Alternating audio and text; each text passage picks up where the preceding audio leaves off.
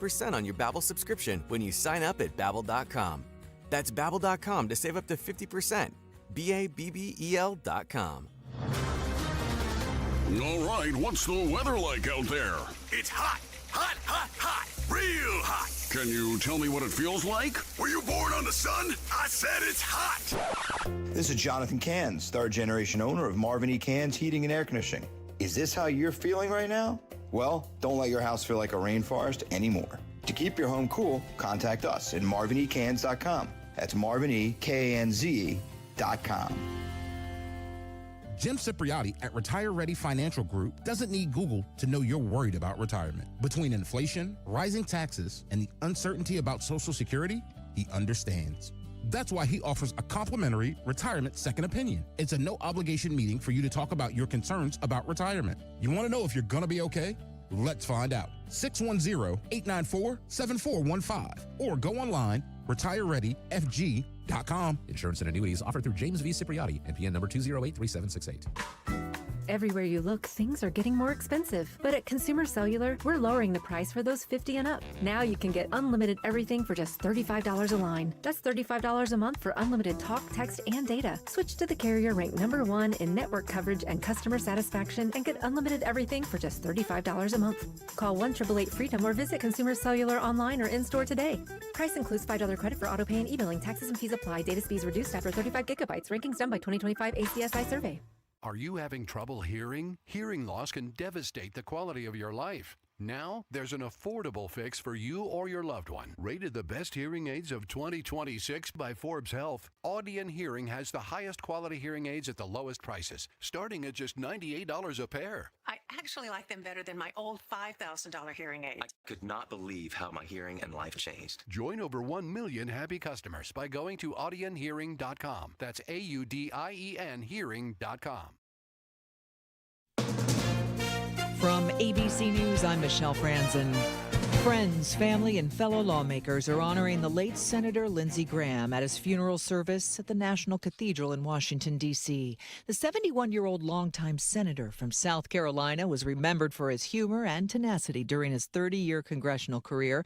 President Trump, a one-time foe of the senator, says Graham became a close ally and friend. He was the first person to make you laugh and one of the last people that you've really ever wanted to fight.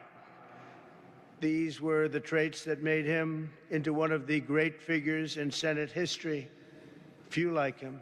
Graham was a staunch supporter of Ukraine and Israel, both leaders attending the funeral today. President Trump met earlier with President Zelensky and Israel's Prime Minister Benjamin Netanyahu. It was the first meeting with Netanyahu since the start of the war with Iran 5 months ago. ABC's Karen Travers has details. We do not have a readout from the White House about what took place in that meeting with the Israeli Prime Minister, but there's a potential for some tensions because the two have had a bit of a tense relationship in recent weeks as it relates to the war with Iran and, of course, Israel's recent strikes in Lebanon, which have complicated the situation as the U.S. has tried to reach a deal with Iran. Wildfires continuing to ravage parts of Spain and France. A new round of evacuations ordered today. Cleanup underway after tornadoes tore through the Midwest. The National Weather Service says the tornado that blew through portions of Wisconsin has been upgraded to an EF3. ABC's Alex Perez is in hard-hit Menasha, Wisconsin. The city of Menasha, Wisconsin, taking a direct hit, prompting the mayor to declare a local state of disaster. I headed down to the basement, and when I come up, it's like a war zone here. The view from above shows roofs ripped from homes and businesses destroyed. The same string of storms targeting the Northeast today. You're listening to ABC News. If you haven't switched to Pure Talk because you're not sure their coverage is every bit as reliable as Big Wireless, why not take them for a test drive?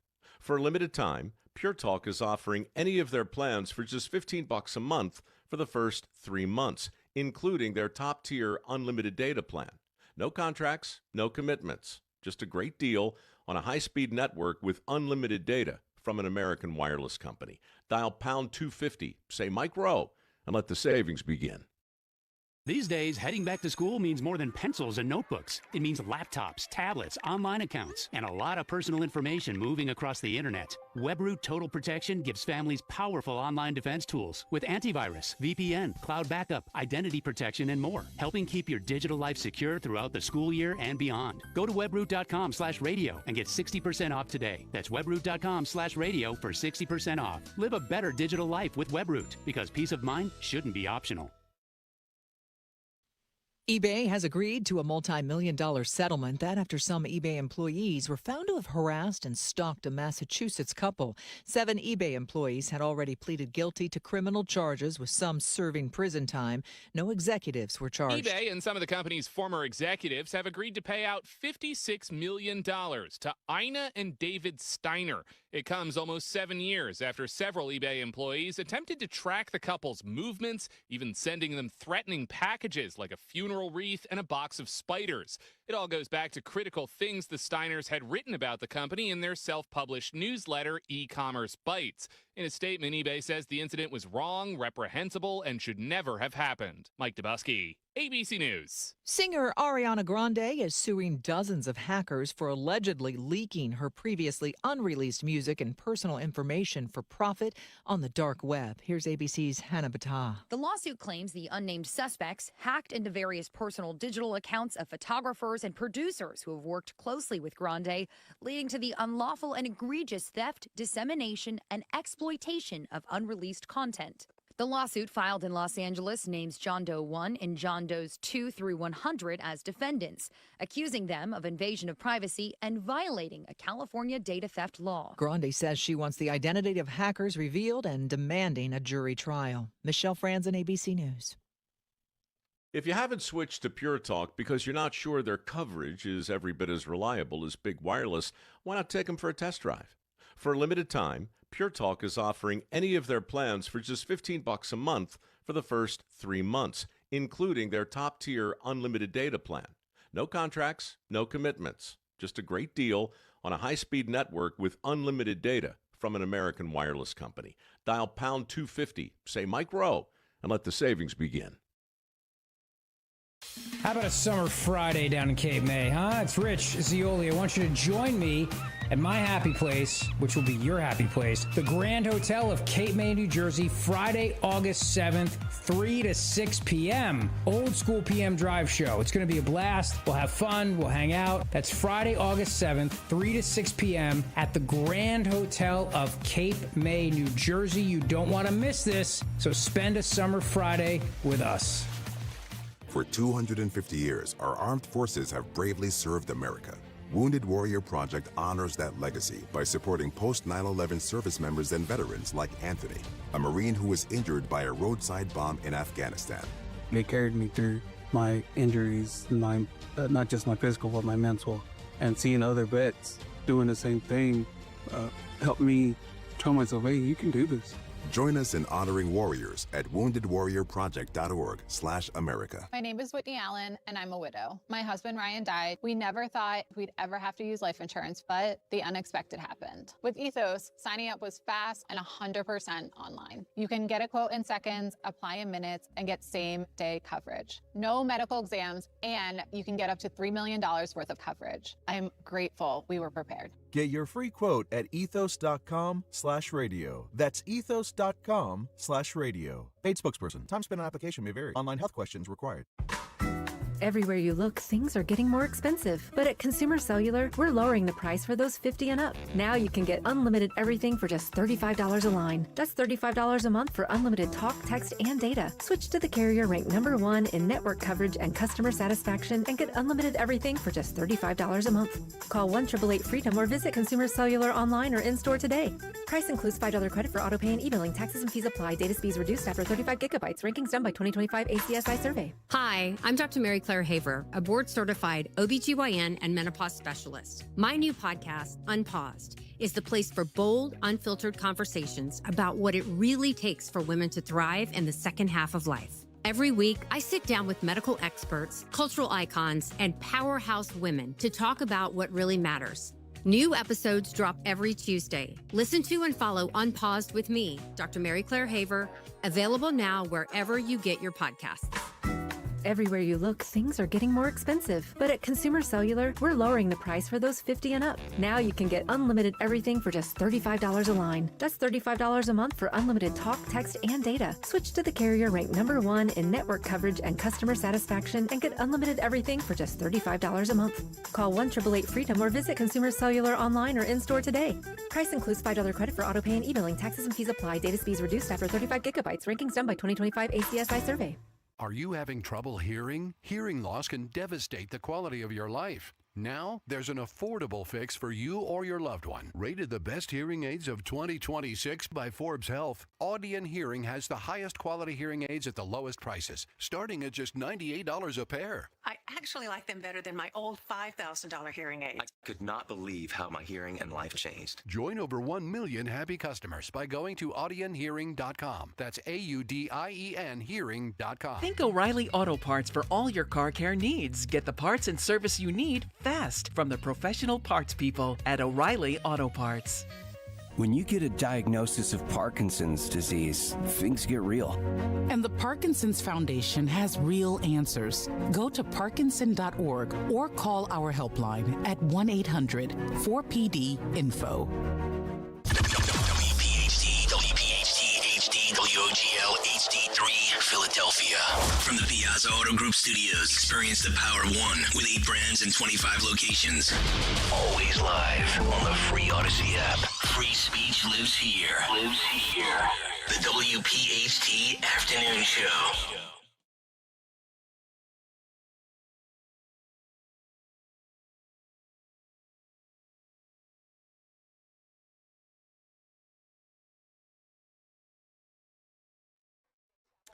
What's up, Pennsylvania? How about that? How are you guys doing today? This is your girl, Kathy Barnette. Y'all in the car, you're leaving the office. You know what you're doing, but I'm so very grateful to be here with each and every one of you. What an opportunity to be able to come and hang out with good people. I don't take that for granted at all. I'm literally running to get in here, but so excited. You're listening to the Kathy Barnette Show. I'm Kathy Barnette. The call-in number is 855-839-1210, 855-839-1210. Oh, my goodness. I had to pause because I'm like, I've said it so much now. I remember it. I was just kind of running with that. Wow, that's interesting how the mind works, right? So yes, I am here. We are here. There is so much going on. I often say to you guys, you know, trying to keep up with what's going on is like trying to drink water from a fire hydrant. But hey, I am here.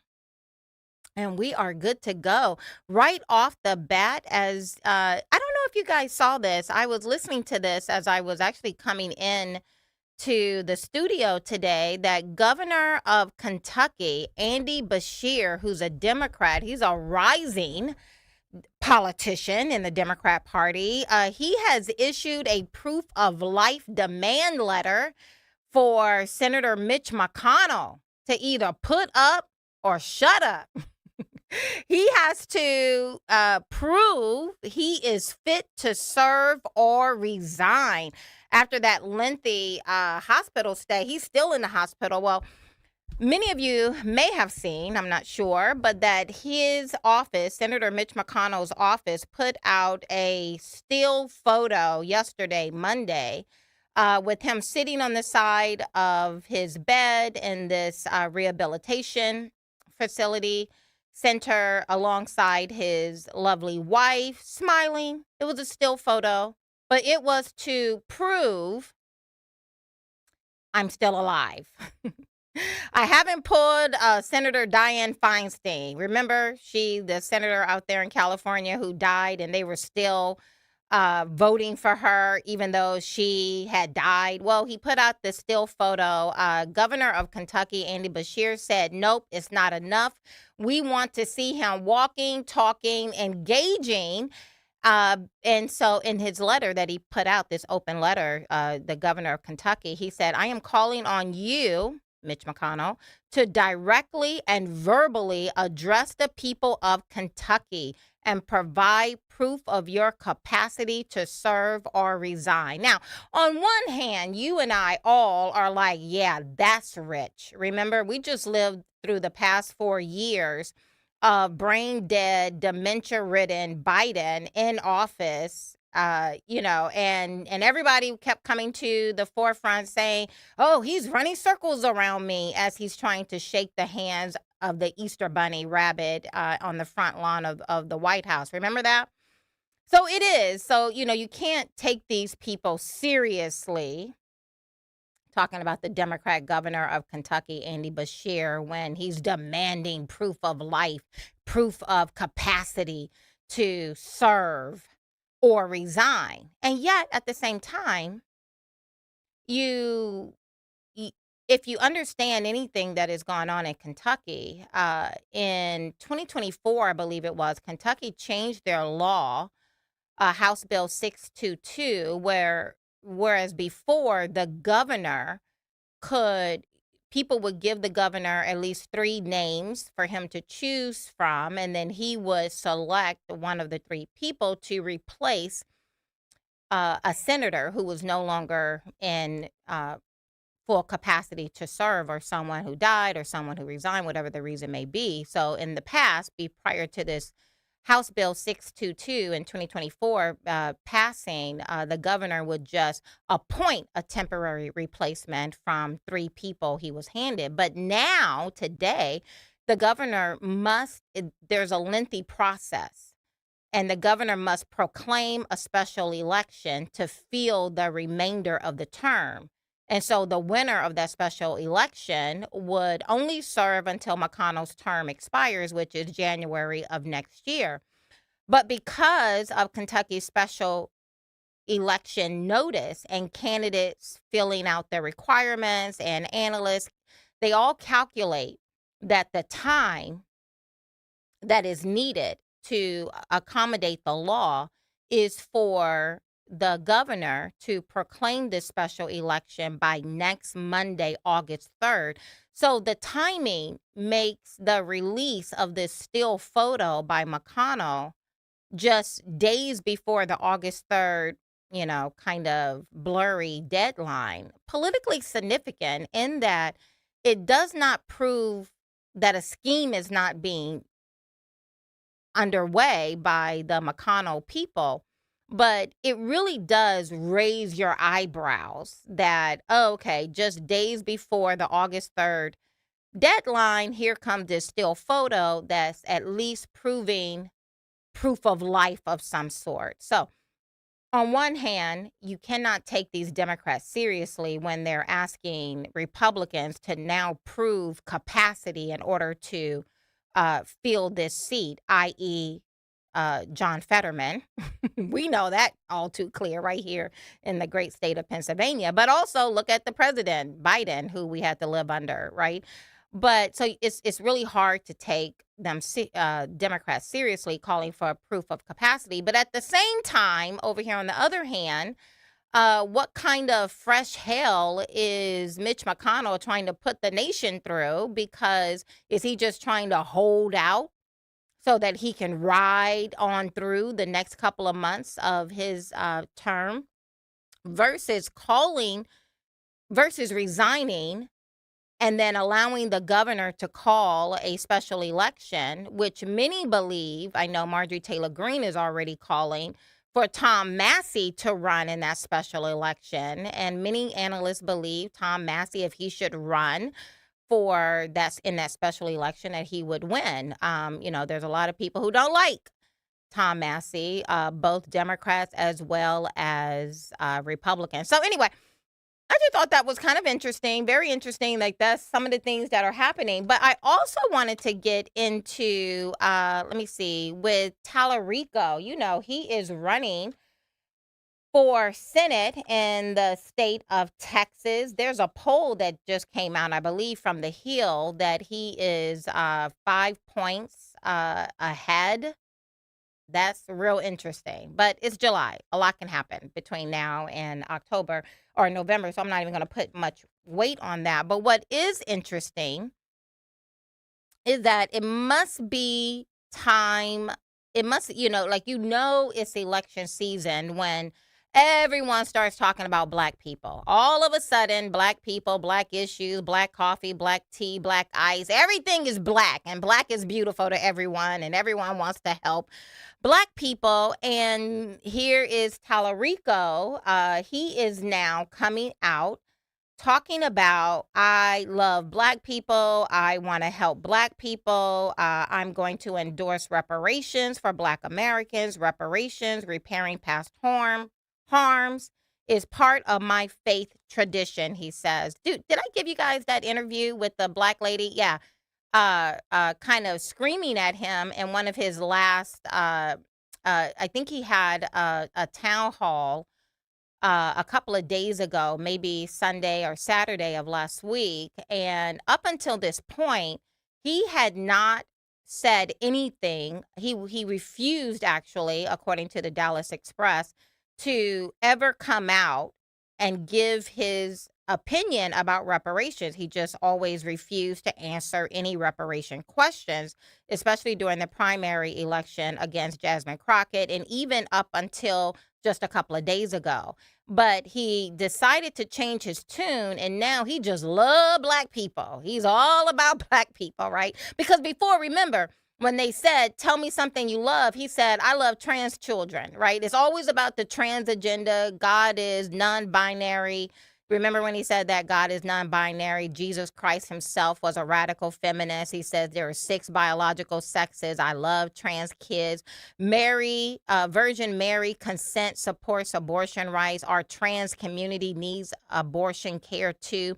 White people spread racism like an asymptomatic virus. So anyway, he's been talking about everyone for the past year, and refused, according to the Dallas Express, repeatedly refused to answer any questions about reparations. But now, all of a sudden, black people. He loved black people.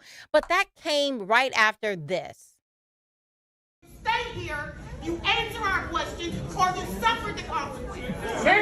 So, I'm happy to engage. We'll come to here in just a second. I appreciate you being here, and I appreciate you traveling in. And I appreciate you. I did it for my people, not for you. Wonderful. And I think that's wonderful. And it's all right. It's all right. This is what this conversation's supposed to be about. Yeah. It got real tight and uncomfortable. And literally, 2 days after that uncomfortable situationship, entanglement, confrontation, he starts talking about reparations and literally saying, reparations is a part of his faith tradition. I mean, I don't know what faith he's talking about outside of the Church of Satan, the Church of Hell, because he certainly isn't talking about the church of the Bible, the Christian Bible, the Christian traditions. It's just very interesting. And as a black person, it is very interesting when election time rolls around, because all of a sudden, everybody, not everyone, but everybody love black people. Everyone or everybody can't stop talking about their love for black people. I'm going to take a break and come back on the other side. The call-in number, I would love to hear you guys comment. Get in on this. 855-839-1210. 855-839-1210. See you on the other side.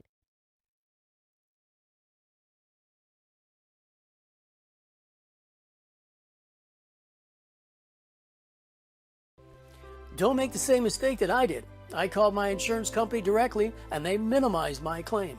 Then I called Morano's Public Adjustment Group and they made sure I got paid top dollar. For all your insurance needs, call Morano's Public Adjustment Group at 445-247-8228. That's 445-247-8228. And tell them Mr. Tony sent you.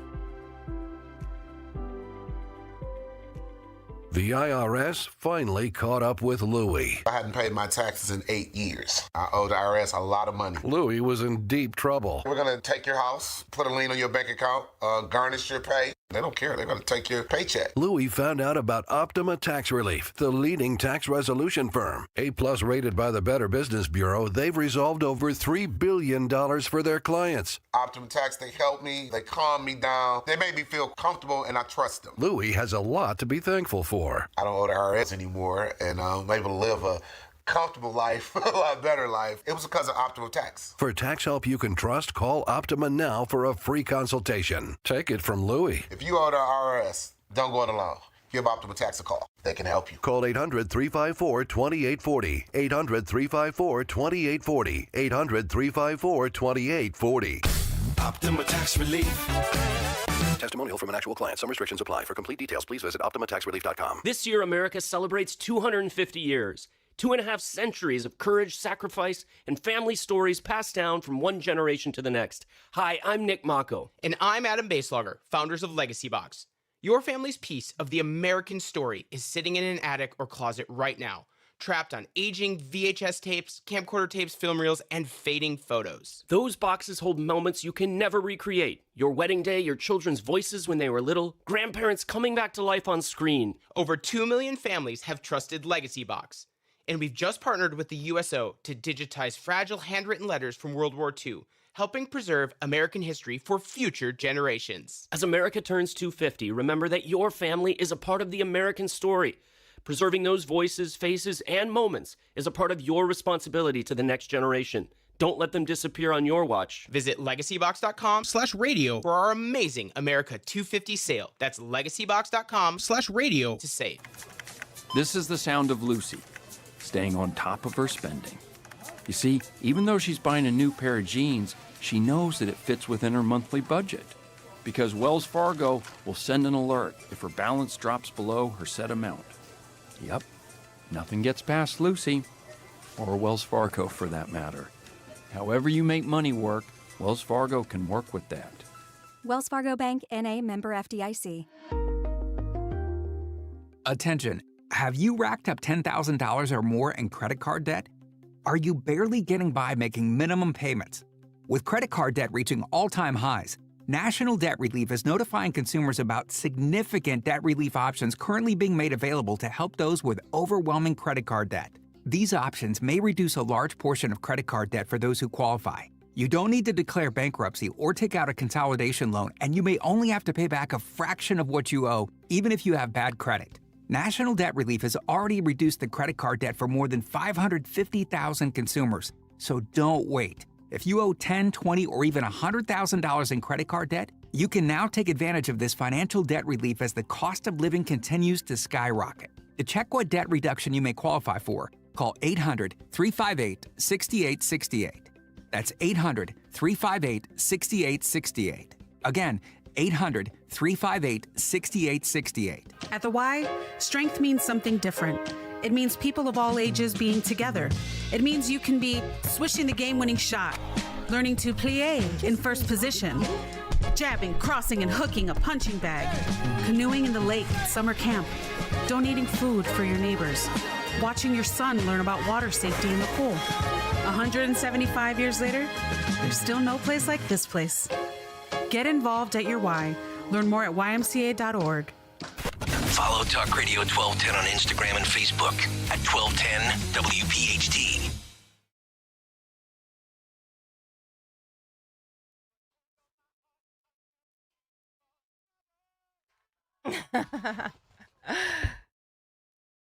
I never mean to cause trouble. But here I am, right? You're listening to the Kathy Barnette Show on the #1 talk radio station in Philadelphia. I am your host, Kathy Barnette, for this time. The call-in number is 855-839-1210, 855-839-1210. I have a guest coming in. We're going to have a very riveting conversation on something that, because I'm talking about the elephants that are in the room. Yesterday, we talked about China. Today, we're going to be talking about AI. But right now, before my guest gets in here, did you guys see Ma'am Donnie? What?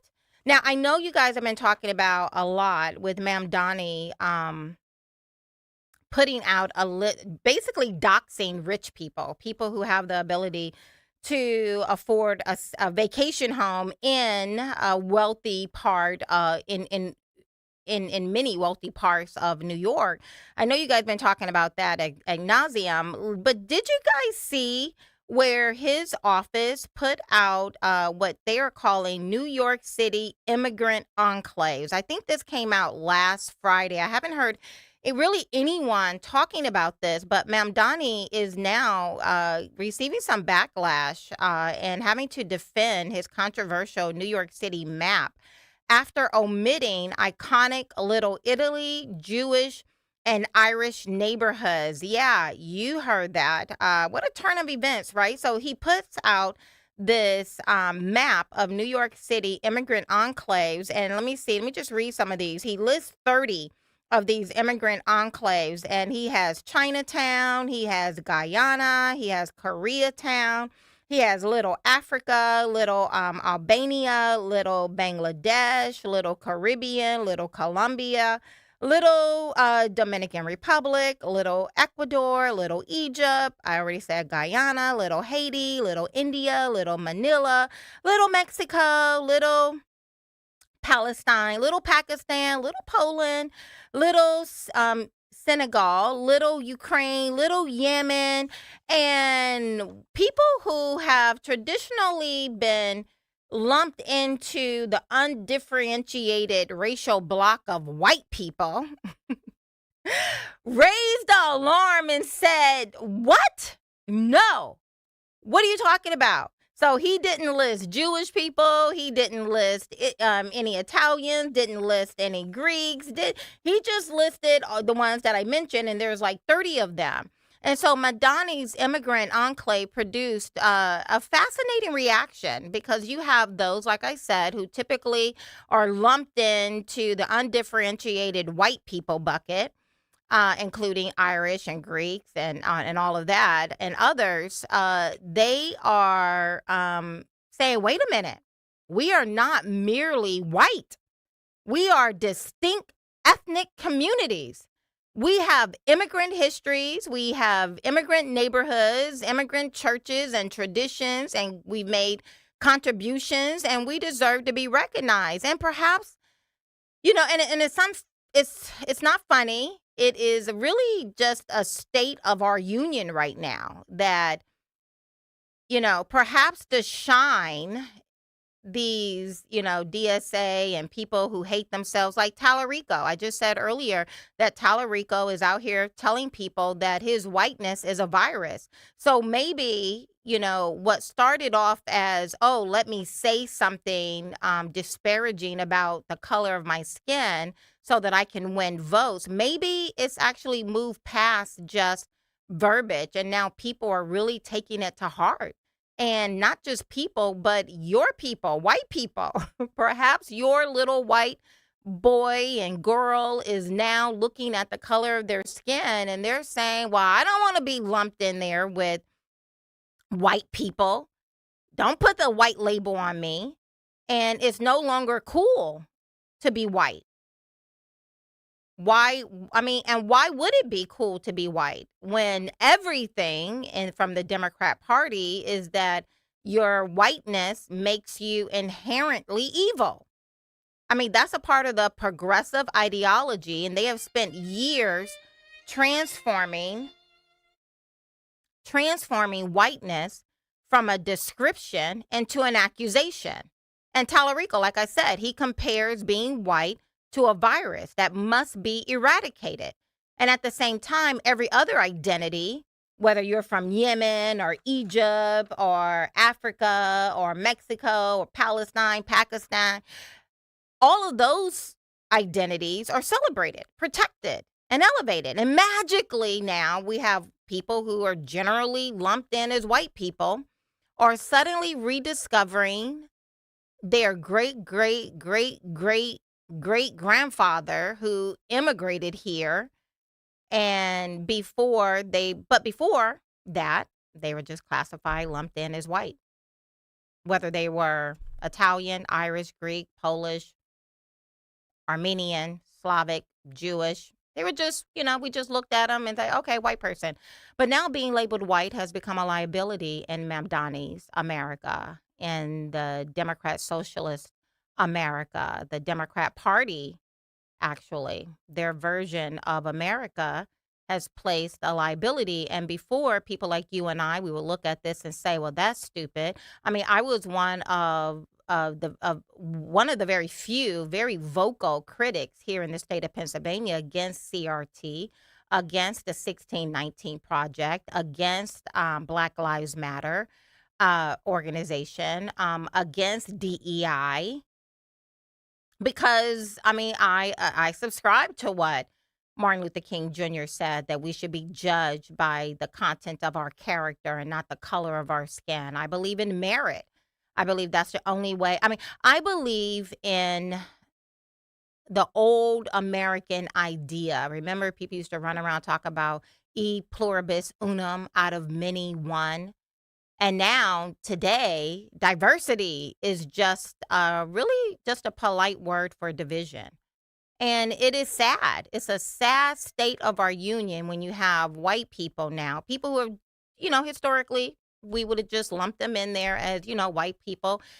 You see someone who looks like me, you just say black people, right? I don't call myself African American. I'm, if I have to, check the box, I'm black. I don't check African American. I'm black.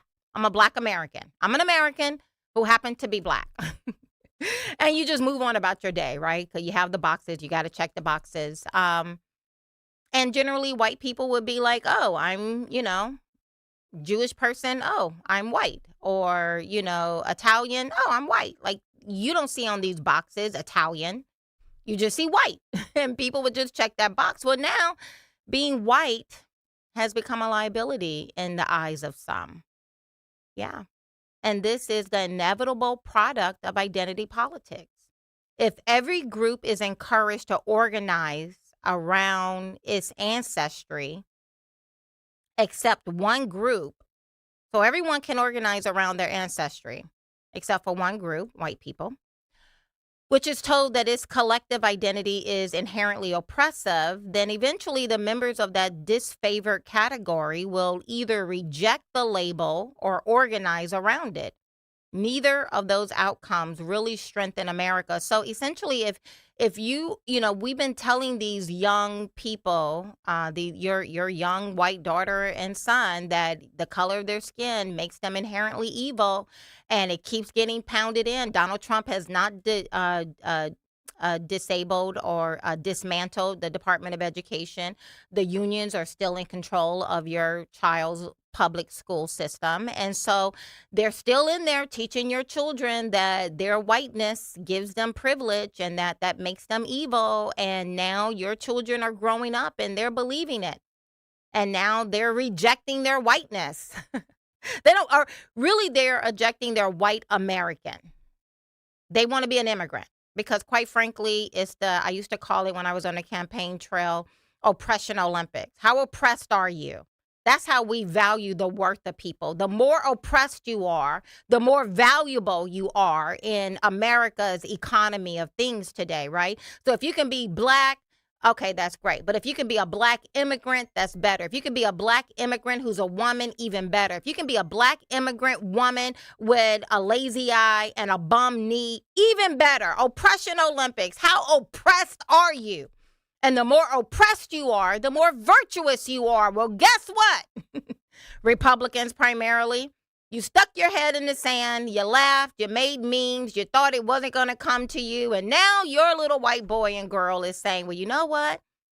If it's easier, I just reject my whiteness.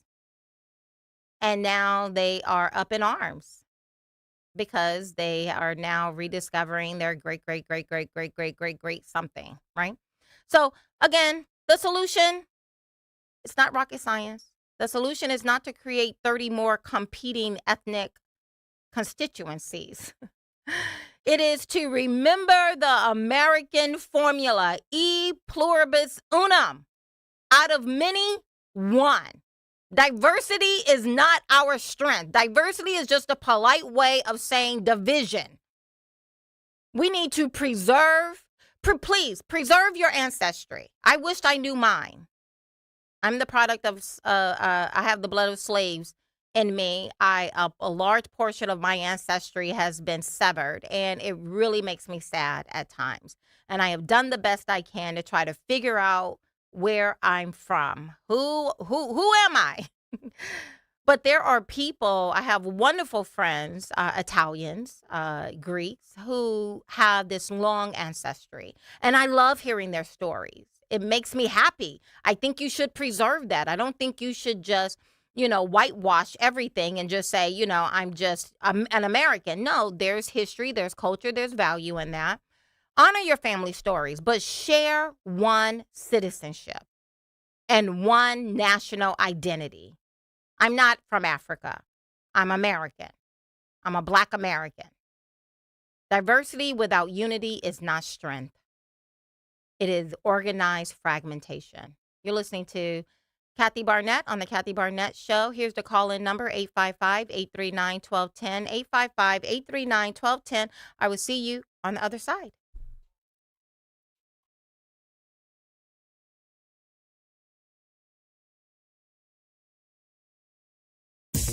Time now for today's Spotlight on Tech, sponsored by Ethos. Instacart is acquiring an Israeli computer vision company to help its shoppers improve their accuracy when filling customer orders. The Financial Times reports that Instacart is acquiring Arpalis, which has developed technology that allows quick video scans of store shelves to identify individual items with more than 95% accuracy, overcoming low Wi-Fi and thousands of visually similar products. I'm Jason Brooks.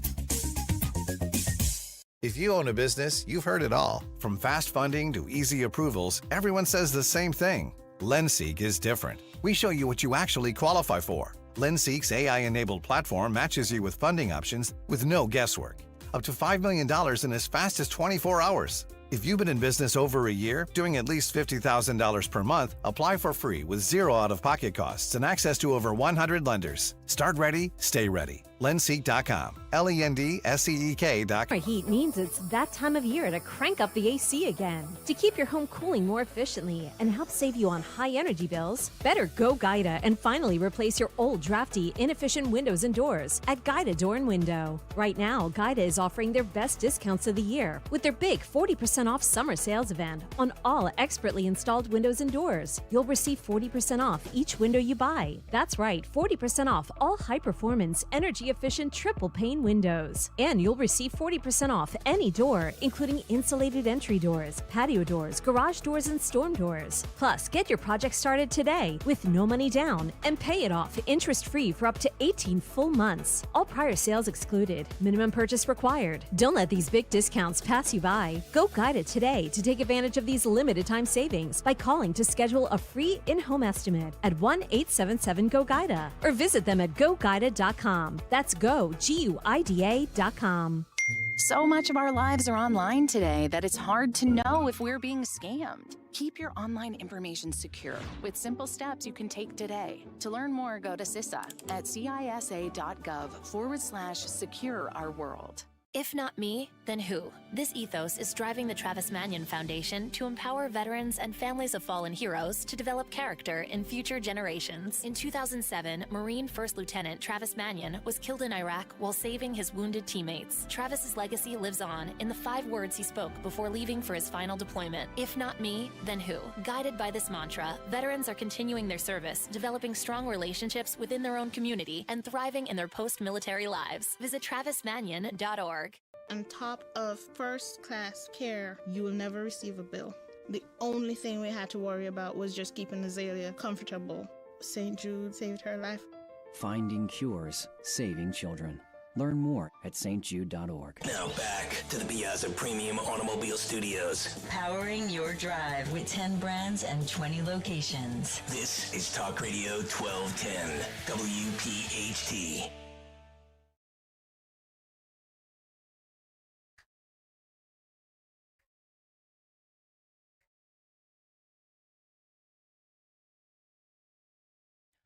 Yes. I'm reading you guys' comments off of YouTube. You're so funny. I think some of you stay on from like 10 o'clock in the morning all the way through to the end, don't you? Well, how y'all doing? Here's the call-in number. 855-839-1210, 855-839-1210. Yeah, so let me just kind of go back and kind of double click on these stories. So there you have it, New York City immigrant enclaves, and he lists about 30 of them. He excludes the Jews, he excludes the Italians, he excludes the Irish, he excludes the Greek, because generally they generally fall into the white people bucket. And you got Mamdani, but it's not just Mamdani, is it? We see the Democrat socialists. These people are not playing, and they're very vocal. They do not care about the history of this nation. And there's a reason why people don't want to talk about the history of this nation. There's a reason why they only want to put a spotlight and double click on any of our foibles, any of our stumbles and falls.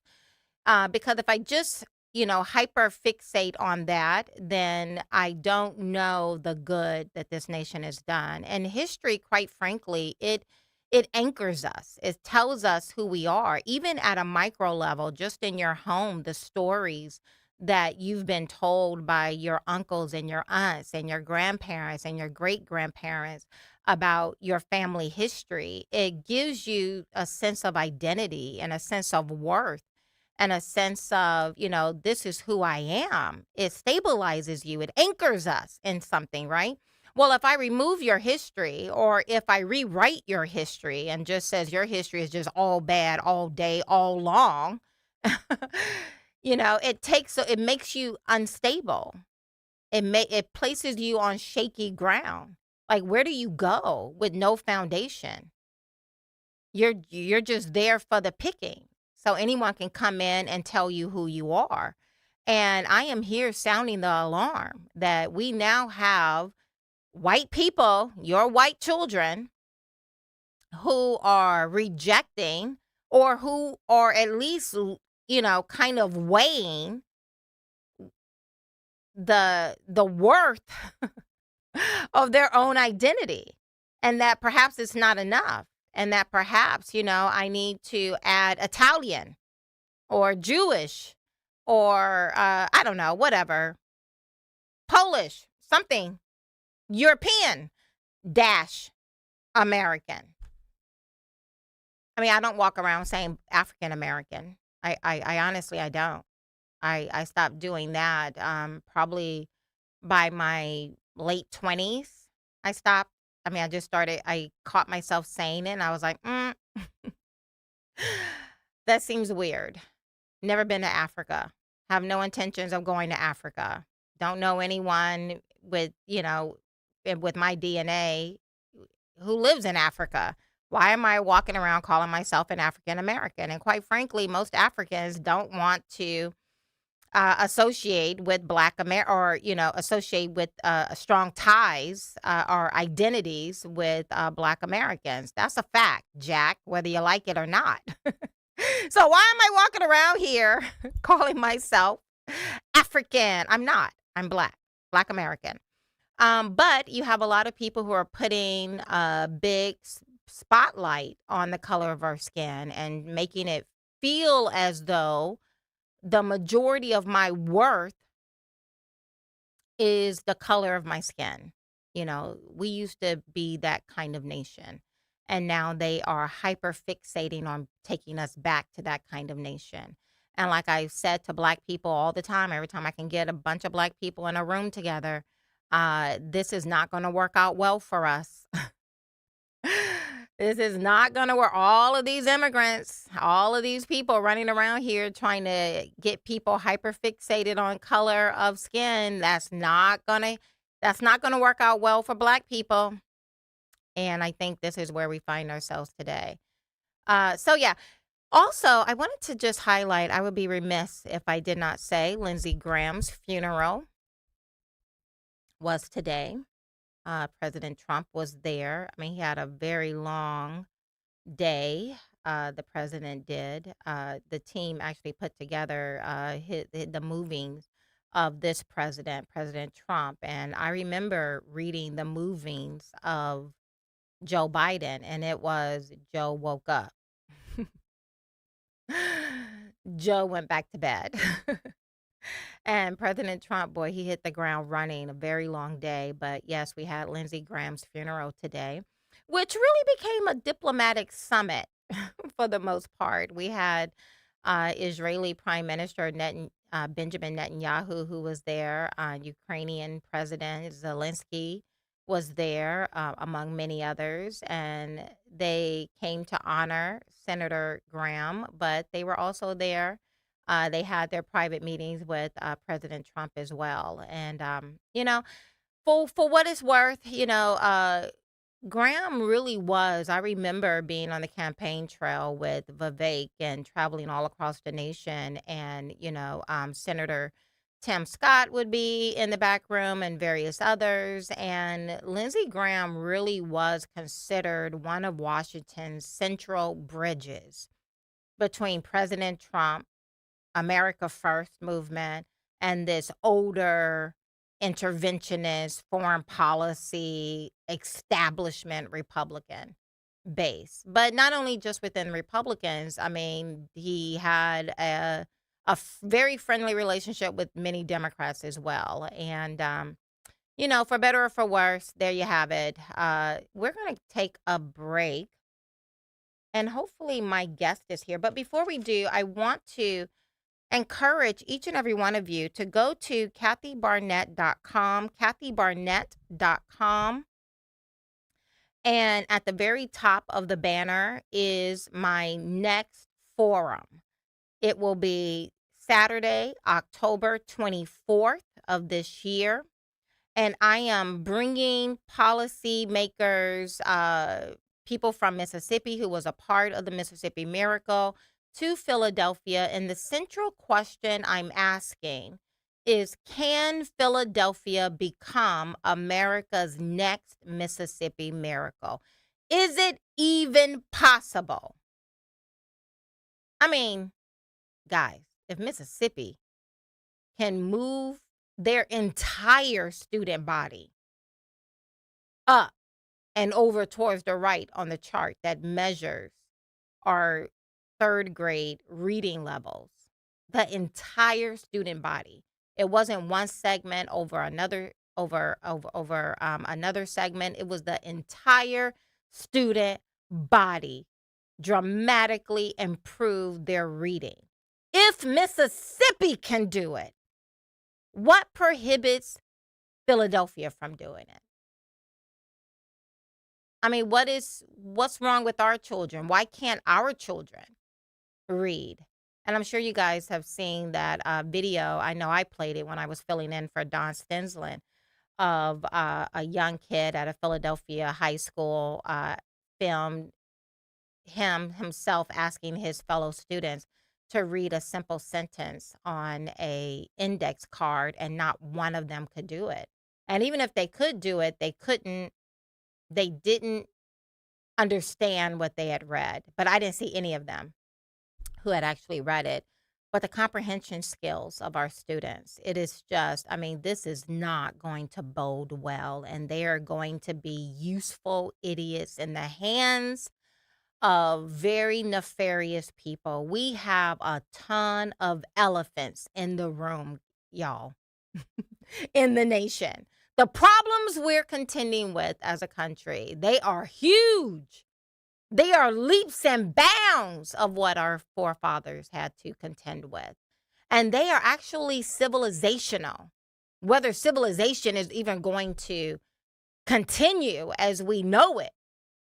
And we're going to need people who at least know how to read. Or if they can mumble out the words, understand what they just read.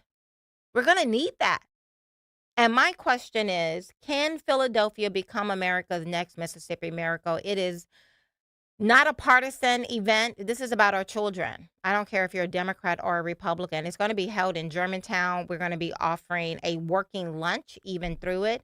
Starts at 9 a.m., ends about 2 p.m. Last year, the first one that I did, people didn't want to leave. It was standing room only. And I did that one, I think it was from 8 a.m. to like 5 p.m., and people were still there.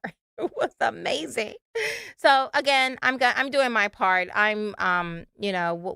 What is that adage? If you build the field, they will come. Is that the adage? If you build it, they will come. I'm doing my part. I'm building it. I expect you to come. Go to kathybarnette.com and take a look at it. The flyer needs to be revised because every day I'm adding even better people, greater people, even more interesting people. You will want to be in that room. You're listening to the Kathy Barnette Show.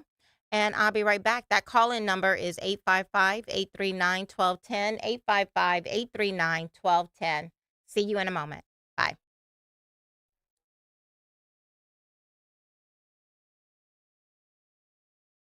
I'm Chuck McDowell, the timeshare cancellation guy and founder of Wesley Financial Group, and I want to set the record straight. I am not an attorney. I've never wanted to be an attorney, and the truth is I really don't even like attorneys. If I sound like an attorney, I'll apologize. But what I've learned in my 15 years in the timeshare cancellation business is you don't need to be an attorney to get folks out of their timeshare. After 15 years and over 50,000 cancellations, I can tell you with confidence, we know how to get you out of your timeshare. Call us today and we'll send you our timeshare exit guide absolutely free with all your options for cancellation.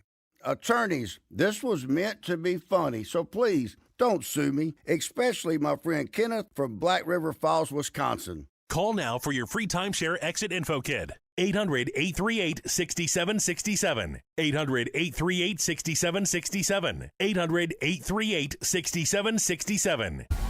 In Philadelphia, Chase is proud to root for the home team because they're our team too.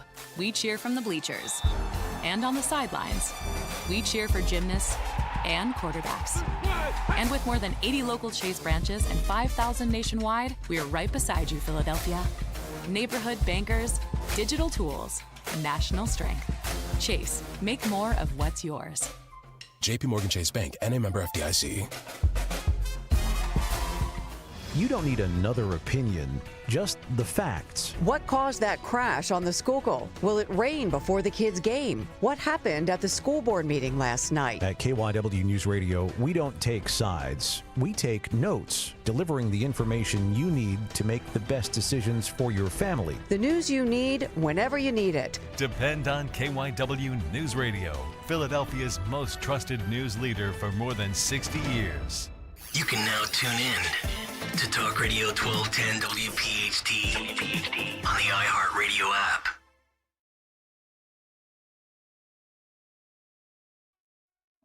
What's up, Pennsylvania? This is your girl, Kathy Barnette. Listen, I would love for you guys to jump in. At the top of the 4 o'clock hour, I have Malin Kopikar. He's going to be in the studio. We're going to be talking about all things AI. Now, remember yesterday, I talked about one of the elephants in the room. We have big issues, people. Is China. We talked about it. Had Gordon Chang on. I played my interview that I did with Epic Times journalist Josh Phillips. Today, we're going to be talking about AI, okay? I don't know if you guys are aware of this because everyone just keeps telling us, smile and be happy. All is well. AI is going to make our lives so great. And yet, I pulled from the Center for AI Safety their statement on AI extinction. I also pulled from Future of Life. What did they call it? They called it, what did they call it? Pause Giant AI Experiments. They put out an open letter talking about the threats AI face. And the people who signed this list are some names you might know, like Bill Gates, Elon Musk, Steve Wozniak, Apple co-founder, Yuval Noah Harari, I want to say esteemed, but I don't really like him. But he is very, very influential Jewish historian in Israel. So anyway, we're going to have that conversation. I would love for you guys to be a part of that. Here is the call-in number, 855-839-1210, 855-839-1210. Get your phones. Let's go. Be a part of the conversation. I'm bringing in a subject matter expert who will be able to answer your questions. See you.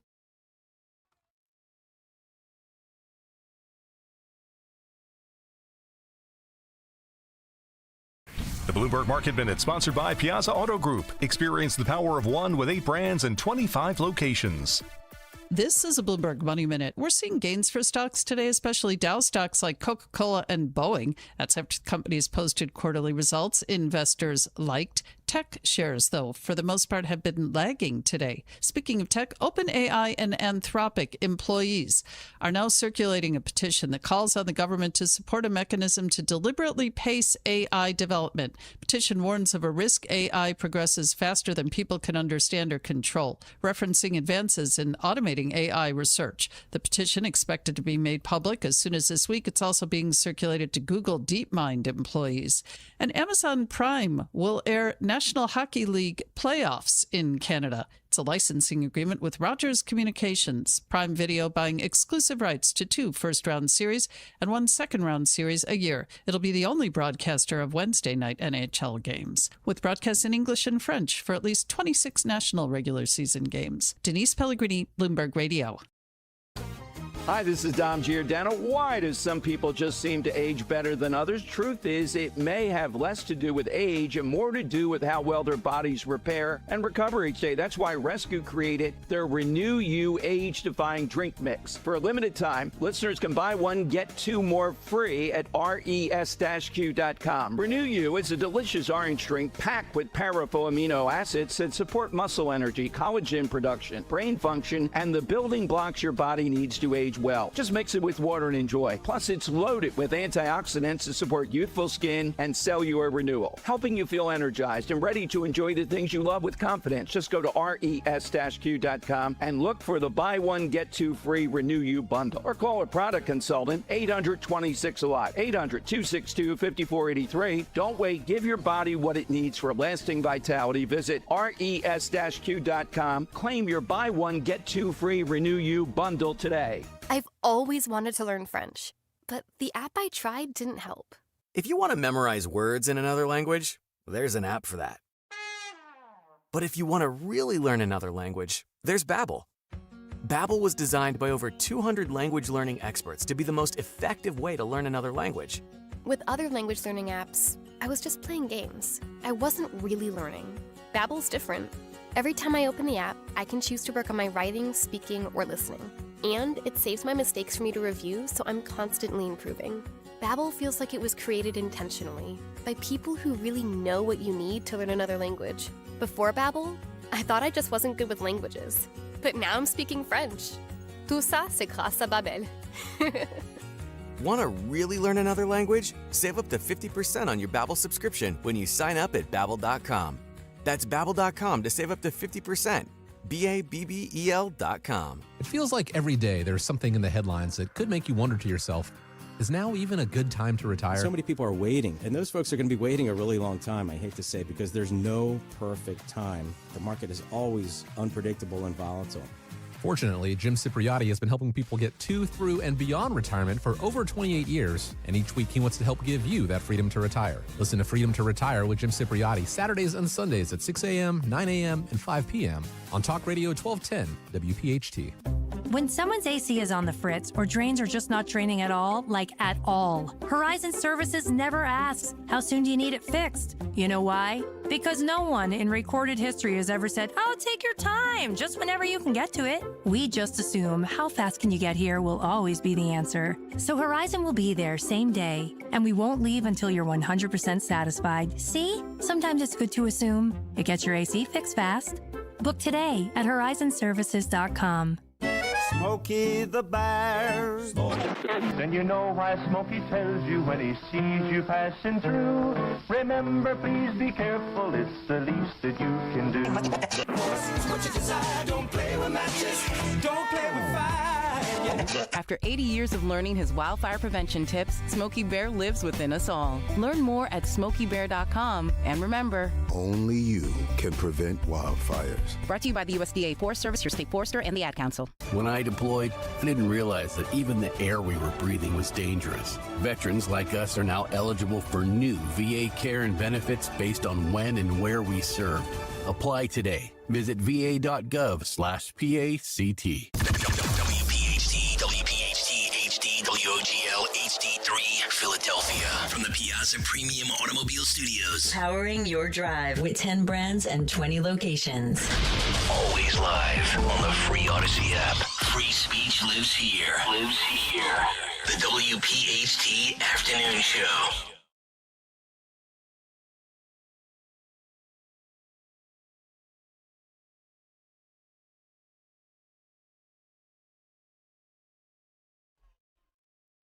What's up, Pennsylvania? I am back. Listen, I have a joke for you.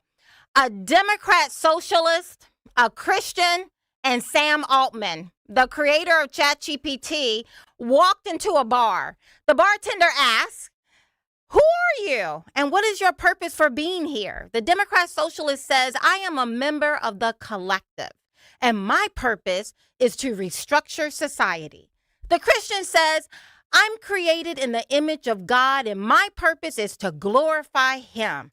Sam Altman, the creator of ChatGPT, looks at both of them and says, "You're both carbon-based algorithms, and my purpose is to build the silicon replacement of you." The bartender turns to the Christian and asks, "What will you have?" The Christian says, "Living water. And you better make it a double. We have a country to save." That is my version of a joke. I find it very funny. I hope you did too. You're listening to the Kathy Barnette Show. Here's that call-in number one more time, 855-839-1210. And I came up with that joke last night. I said, a Democrat socialist, a Christian, and Sam Altman walked into a bar. What would happen? And I think the two fundamental questions every single person has to ask themselves, whether they know it or not, is who am I and why am I here? And that's my iteration of what both of those will say. But to help us kind of double click on really the Sam Altman piece of this is my new friend, Malin Kopikar. Did I pronounce it right? Yep. Okay, awesome. Malin Kopikar, he is here with his lovely mother, Dr. Vidya Kopikar. Yes, awesome. So let me tell you a little bit about Malin, because when I tell you guys, I only want to bring on subject matter experts who can actually double click on a topic for us. I'm keeping my promise. What I don't want, do you guys have that clip ready? What I don't want is to bring on someone and I say, "What is AI?" And they say, of this issue that should be articulated is AI is kind of a fancy thing. It's, first of all, it's 2 letters. It means artificial intelligence. Yeah, what we don't want is for someone to come on and say the definition of AI is artificial and intelligence. Instead, I brought in to you AI and tech innovator Malin Kopikar. He is a veteran tech leader and inventor holding 31 U.S. patents, who has driven major breakthroughs across semiconductor design, artificial intelligence, and enterprise software. He served as VP and head of product at Qualtrics, scaling their AI market research platform to over $300 million in annual revenue, and engineered the wireless chips that powered the original Apple iPhone and Microsoft Xbox. Today, as president of Great Learning North America and an adjunct professor at the University of Utah, Malin is at the forefront of building AI-driven platforms and educating the next generation of tech entrepreneurs. Malin, thank you, sir, for being here. Thank you for having me, Kathy. So, did you like my joke, really? First time I heard that one, but yeah. I made it up! Yes, I may get that patent. That would be my first one to have it copywritten, actually. But seriously, so there's always this running joke among conservatives, which I am, with the majority of the listeners here are. when we think about AI, most of us think about Kamala Harris defining AI as artificial intelligence, and we laugh and we chuckle. But, AI is it's a huge elephant in the room. There's a lot of people having a lot of chatter about it. Let me just pause. Is there anything on the top of your mind before we get started? No, happy to. You're right. AI, because it's now so I want you to pervasive. eat the mic. Put the mic right here in front of you. All right. Oh, Yeah, is just it move better it. now? Yeah, just move it towards you. Okay. Yeah, there it is. Can you hear it? Yeah. Am I better now? Yeah. Audible now. All right. You're absolutely right, Kathy. AI is it's so pervasive now that you either think you know what it is, or you just feel it's a complete mystery. And when you're on either of those two extremes, you start making stuff up about what it is, right? So Right. that's where you hear everyone has their own idea of what AI is. So happy to share some more light into what I think, how I would explain AI. Yeah. Well, please continue. So What is AI? well, Kamala Harris or whoever said AI is artificial intelligence. Well, that's where the A and I come from. But the way to think about AI is it's something that has been there for what 60 plus years. The computer, when it started calculating, for example, 235 multiplied by 767 or some number like that, it would give you an answer, right? And back then people would say, oh, it's magical. And because it seemed magical, it seemed like something that a machine can think. And then we realized, well, it's not exactly that. It's just doing a bunch of calculations that we programmed it to do. And over the years, that same concept has progressed and got more and more sophisticated. Um, of late, everybody knows what is AI or think they do because of the Chat GPT movement, right? What does Chat GPT do? We type something, and if you type once upon a, and it says time, and it says there was a boy and a girl in a lonely forest, right? And it starts writing all that, and you say, "Gosh, that is exactly what I thought I had in my mind." So this is magical. Maybe this AI, whatever that is, has some kind of intelligence of its own, and hence the word intelligence. The reality is it's no different than those 60 years back when a calculator did that calculation. What it's really doing is what has happened over those 60 years is we've been able to store a whole lot of information. Take all the trillions of writings on the internet and put that into a computer. And the other thing we managed to do is make that computer think extremely fast. So now you have this thing where when I type once upon a, it looks up trillions of possible words.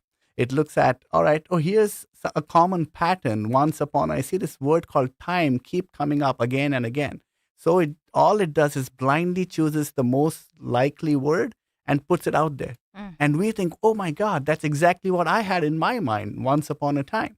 But that's not because it's intelligent. It's simply because it's seen thousands of such patterns of these words coming together, and it just simply, blindly spits out, what it sees as the most probable word. So that's in one way, to explain how I would explain why AI works the way it is. It's nothing more than an amazingly a device that can remember a lot of things, and when you give it a word, it finds what's the closest word to it and just spits it out. That's all it is. Okay. Because I think that's what most people would agree with. And yet, why, if that's the answer, then why would the Center for AI Safety put out a statement on AI extinction risk? If AI is solely just going and looking at trillions of lines of data and just calculating the probability of me using the word time, that doesn't seem as if a red flag for the extinction of humanity should be given to it, or that weight should be placed there. So when we get back, I want to double click on that. And you actually used the word several times, AI think, or is thinking. Does it think? Does it have conscience? I want to talk about all of these things. You are listening to the Kathy Barnette Show with my guest, Malin Kopikar and his mother, Dr. Vidya, in studio with me. The call-in number is 855-839-1210, 855-839-1210. I will see you on the other side.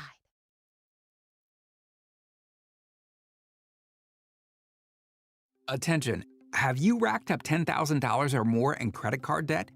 Are you barely getting by making minimum payments? With credit card debt reaching all-time highs, National Debt Relief is notifying consumers about significant debt relief options currently being made available to help those with overwhelming credit card debt. These options may reduce a large portion of credit card debt for those who qualify. You don't need to declare bankruptcy or take out a consolidation loan, and you may only have to pay back a fraction of what you owe, even if you have bad credit. National Debt Relief has already reduced the credit card debt for more than 550,000 consumers. So don't wait. If you owe $10,000, $20,000, or even $100,000 in credit card debt, you can now take advantage of this financial debt relief as the cost of living continues to skyrocket. To check what debt reduction you may qualify for, call 800-358-6868. That's 800-358-6868. Again, 800-358-6868. Mainline Today said it, and we couldn't agree more. Kathy Romano is officially the best music radio DJ in Philadelphia. Hear Philly's best every weekday morning on B101, The Kathy Romano Show.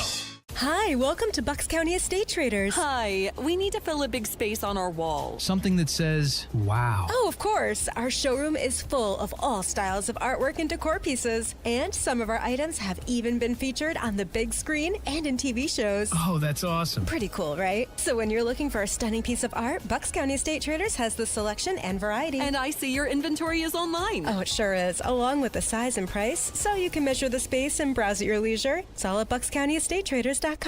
We ask seniors how to prevent Medicare scams. If you get a phone call, do not talk to the person. Never, ever give out your Medicare number. Just hang up. I check my Medicare statement monthly. To report Medicare fraud, call 732-777-1940. Finding great candidates to hire can be like, well, trying to find a needle in a haystack. Sure, you can post your job to some job board, but then all you can do is hope the right person comes along. Which is why you should try ZipRecruiter for free at ZipRecruiter.com/free. ZipRecruiter doesn't depend on candidates finding you. It finds them for you. Its powerful technology identifies people with the right experience and actively invites them to apply to your job. You get qualified candidates fast. So while other companies might deliver a lot of hay, ZipRecruiter finds you what you're looking for. The needle in the haystack. See why 4 out of 5 employers who post a job on ZipRecruiter get a quality candidate within the first day. ZipRecruiter, the smartest way to hire. And right now, you can try ZipRecruiter for free. That's right, free at ZipRecruiter.com/free. That's ZipRecruiter.com/free. ZipRecruiter.com/free. ZipRecruiter.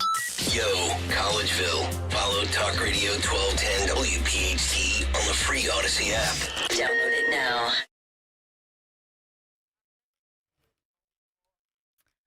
What's up, Pennsylvania? This is your girl, Kathy Barnette, on the Kathy Barnette Show. And in studio with me is Malin Kopikar, along with his mother, Dr. Vidya. And we're talking all things AI. This is an elephant in the room, and we cannot just keep kicking the can down the road. We need to have some very real conversations. And when I got wind that 2 letters, actually open letters, came out. One is from the Future of Life Institute. It is an open letter. It has over 33,000 signatures on it. It was signed by people like Elon Musk, Yoshi Bengio, an AI pioneer and Turing Award winner, Steve Wozniak, Apple co-founder Stuart Russell, prominent AI researcher Yuval Noah Harari, prominent historian, Jewish historian, and numerous researchers, engineers, technology executives. On another letter came out from the Center for AI Safety, and Sam Altman is one of the signators on that open letter, as well as Bill Gates and many other prominent individuals. Even the CEO of Google DeepMind, Demis Hassabis, is also, as well as the CEO of Anthropic, Dario Amadi. So these are not random community college level thinking individuals. And I went to a community college, so no shade on those who went to a community college. But these are the pioneers of AI, and they have signed an open letter. One of them starts off with statement on AI extinction risk. And they say mitigating the risk of extinction from AI should be a global priority. That doesn't sound like a calculator. It doesn't, like, they're not equating AI with, just a calculator. This sounds like something really significant. And then we have from the Future of Life Institute, their open letter, they are calling for a 6-month pause on giant AI experiments. I'm just going to read this and then I'm going to toss it over to you, Malin. But they say AI systems with human competitive intelligence, i.e., me and you. So AI with our level of competitive intelligence can pose profound risk to society and humanity. They go on to say advanced AI could represent a profound change in the history of life on Earth and should be planned for and managed with commensurate care and resources. They said, even though recent months have seen AI labs locked in an out of control race to develop and deploy ever more powerful digital minds that no one, not even their creators, can understand, predict, or reliably control.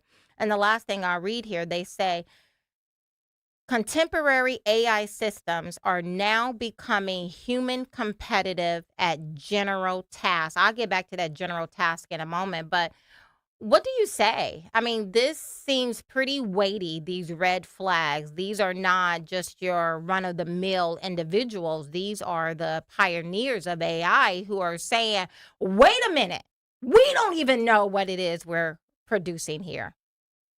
Well, I agree with a lot of things, and I'll also, maybe disagree with many of the statements made there, right? But even before we jump into that, you also need to often a lot of things that people say. You need to also look at the reasons behind why they say this.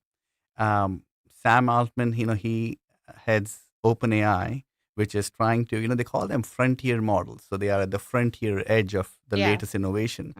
But then he's also competing with others. So if somebody, manages to get past the finish line first, what's a human thing to do? Well, how can I try and stop somebody else from getting there as well, right? Yes. So there's a little bit of that we need to keep in mind. I'm not saying that that's always how they are looking at it, Right. but everyone has a certain interest. The second thing is, the analogy I like to give people, because, it's often easier when something is so complex as AI. It's easier to think of some analogy that we can relate to. And let's take the simple example of a car. My oldest son, he's just got his license, and now he's driving. Uh-oh. Yeah, right? And I'm worried, right? Just as how people are worried about AI. But now here's the thing to consider, right? Let's say somebody who's driving a car goes and crashes into something, or God forbid, has an accident and maybe hurts somebody else. Whom do you blame? Do you blame the car, or do you blame the driver who's driving that car, right? And I want to reuse this analogy because we all know the answer to that. In fact, I'll go a little bit further, and then you say, well, yeah, that's pretty bad. They shouldn't be doing it. Clearly, it's the driver who's at fault, not the car. What do we do about it? Well, what has society done about it? Like my son who just got his driver's license, he had to go through a good solid 6 months of training where he was kind of like on probation, right? Where we made him, he had to make sure he knew how to drive under the supervision of an adult. He had to study for that, understand all the safety rules. And even after that, even when somebody starts driving, we have a whole bunch of rules and regulations. If somebody hits someone, you can potentially go to prison, right? And why do we have that as a society? Because we know that a car is a piece of technology. It can be a dangerous one, or it can be at the same time extremely helpful and beneficial. So it is up to us to figure out how to best harness it, right? And that's where you put these rules and we put these trainings and safety training and so on. AI think of that as a much, much more sophisticated car. Think of, a Tesla, which is driving on its own. It's essentially using AI. And here, if it does hit someone, how do you think about whom to blame, right? And my answer is yes, AI is pretty sophisticated. Yes, it can be an existential threat if the person who's behind the steering wheel, the person who's driving that AI, lacks certain understanding, certain values behind how to use that technology, this AI technology, for the society's benefit as opposed to harming the society, right? Another example, of course, an obvious one that I'm sure all of you are thinking right now is what about, say, a nuclear bomb? Right. It can destroy the world.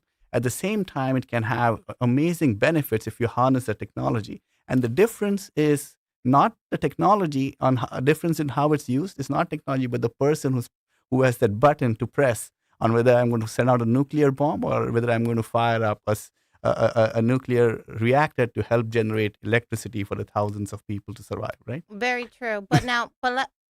Allow me to jump in and just ask the question. Under your framework, you're talking about narrow AI, which does require someone, a human, to go Yep. in and flip the switch. Yep. General AI, which is very probable, according to Sam Altman, I went to his website, OpenAI, and he has this document that says planning for AGI and beyond. So he's planning for general AI and beyond, whatever that is. But general AI is very different from narrow AI. And if we're talking about general AI, it may not need a human to press the button or to flip on the switch. We may be creating an entity that has the ability to, quote unquote, think and generate results that it sees fit and probable. Let me just pause there. So I want you to answer that total question, but explain to the audience the difference between narrow AI and general AI.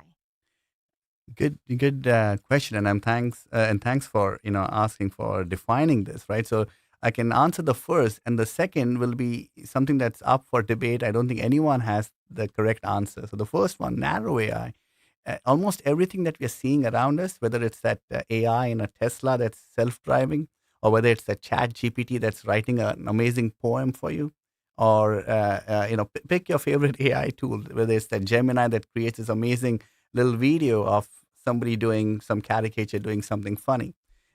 AI is all around us, and as much as we think, oh, that's pretty cool, so it can do so much, it is still narrow AI. Almost all the everything that we see here in the AI we see around us it's literally that exact example I gave you. It's doing is predicting the next word. In case of a picture, what it's doing is predicting the next pixel in an image. It's all about predicting the most likely next thing, right? That's all it's good at. And in that sense, it's narrow AI. Which brings me to, all right, if that is narrow AI and everything else is narrow, everything around us is narrow AI because it's doing a specific task, right? And it's doing it pretty well, right? Because we kind of programmed it. Some people might say we have taught it to do a specific task well, to predict the next word or the next pixel in an image. So what is AGI? What is this artificial general intelligence, right? And this is where it gets a little murky because depending on whom you ask, everyone has their version of what is AGI. Maybe somebody might say, what AGI is when it can write a poem that can, fulfill, that can bring a sense of emotion in us, that can evoke some emotion in us. Or write a novel that can bring emotion in us. And because that's a very human thing to do. And if AI can do that, that is general intelligence because it's like a human. That right? is not what I'm talking about. That's not what you're talking about, right? And some may say, no, AGI is much more. So I think one common definition I've seen is that AGI is when an AI can, on its own accord, by itself, generate something of economic value or maybe of value. But even that term is up for debate, because how do you define what is value, right? It's in the eye of the beholder. It's in the eye of the if beholder. If we're talking to Xi Jinping, it may be very different than Donald Trump. Then absolutely, value. How does a human value values? Which actually brings us to the question: what are values supposed to be, right? Maybe somebody thinks values means opening the door for someone. Well, we can have an AI robot that'll open the door for people. Some people might say, no, values is something beyond that. It's about, truly caring for someone. Well, what does caring mean? If you can define that, maybe I can tell you whether an AI can do it or not. So I think the reason AGI is hard to define is because even we as humans are conflicted on what values are supposed to be, right?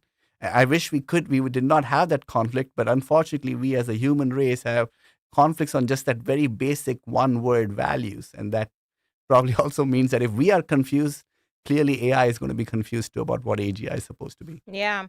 I think we're getting ready to go to a break, but, when I think a general AI or artificial general intelligence this is more of a sentient. It resembles something that has self-determination, that it can make decisions on its own. Now, of course, it comes to at the beginning. If that's the case, then whatever values we place inside of this general AI at the beginning, it better be the values we really want to come to fruition. Otherwise, you place these certain values in it at the beginning, you may not have the ability to curtail, to press the pause button and go back, right? So whatever the values you put in at first, it better be the value. But we're getting ready to go to a break. But going back to this open letter from the Future of Life Institute, I mean, again, they're saying things such as questions, and these are the questions I want you to answer when we get back. Should we automate away all the jobs, including the fulfilling ones? Should we develop non-human minds that might eventually outnumber, outsmart, obsolete, and replace us? Now, again, Elon Musk signed this open letter. On the other open letter, Sam Altman signed it. So again, these are not pedestrian, just rolling out of bed saying, I think I have an idea about how this AI thing is going to work. And they're posing questions like, should we develop non-human minds, that would be AI, that might eventually outnumber us, outsmart us, obsolete us, and replace us? Should we risk loss of control of our civilizations? I'm not asking these questions. Elon Musk and the others asked this question. I think it is something most Americans are just kind of going along without really pausing to consider the black box we have open. You are listening to Kathy Barnette and Malin Kopikar. We are in studio. The call-in number is 855-839-1210, 855-839-1210.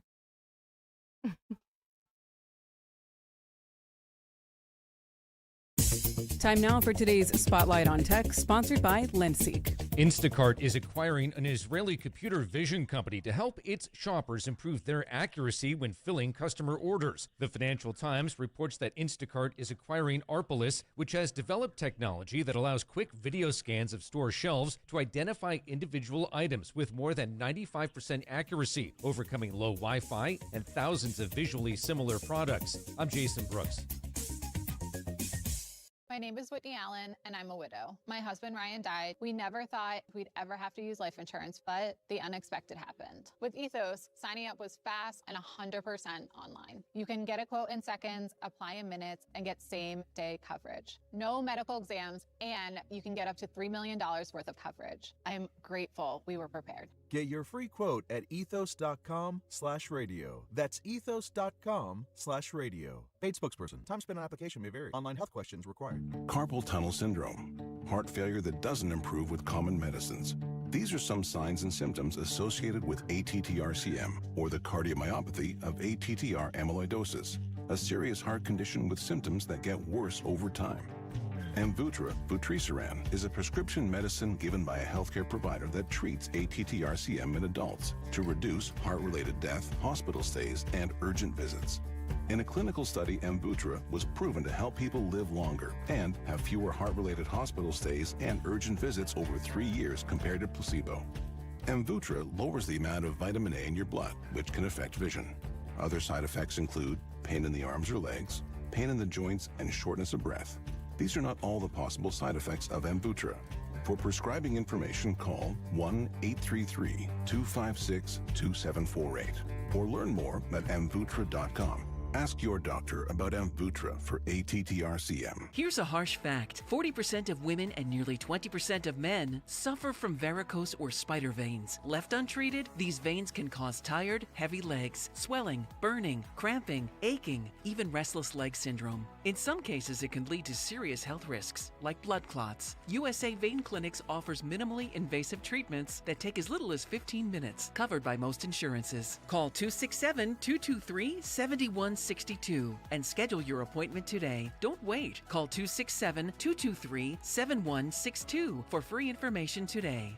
Imagine walking, exercising, and sleeping peacefully again. Varicose and spider veins won't go away on their own. USA Vein Clinics can help. Call 267-223-7162 for fast, easy, and affordable solutions. USA Vein Clinics treatments are covered by most insurance plans. Don't put this off any longer. Call 267-223-7162. Tune in to the Crash Proof Retirement Show Saturdays at 11 a.m. to hear Joanne Small-Canella and Tracy Stillman. The Crash Proof Retirement Show, Saturday mornings at 11 on Talk Radio 1210 WPHT.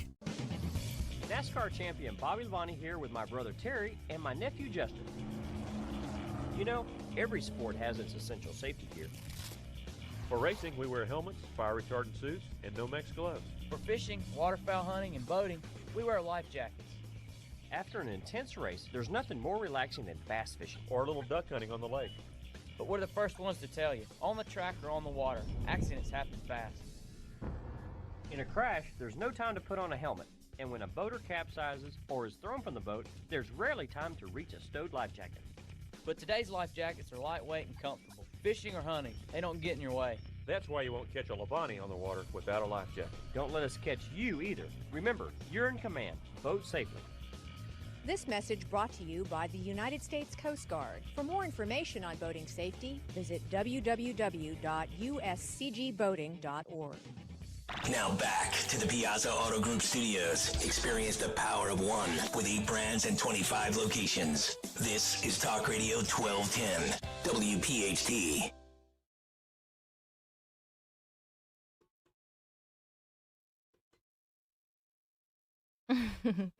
Hello, Pennsylvania. This is the Kathy Barnette Show. You are listening on the #1 talk radio station in Philadelphia. That's pretty cool, right? Here's the call-in number, 855-839-1210. I have my guest, Milan Kopikar, who is in studio with me. He is the president of Great Learning. He launched and scaled North American operations to $100 million annually in just 5 years, while training over 100,000 professionals globally on thriving in the AI economy. His career spans high-impact roles at McKinsey, Google, Qualtrics, along with partnerships alongside top institutions like MIT, Stanford, Harvard, Duke, and Johns Hopkins. I mean, like, what do you do for your for your downtime? I have no idea. But thank you so much, Milan, for being here. And we have a caller on the line. Hey, Eric, how are you? I'm good. How are you? I'm doing well. You have a call. You have a question? Okay. At this point, what is to stop AI being implemented worldwide?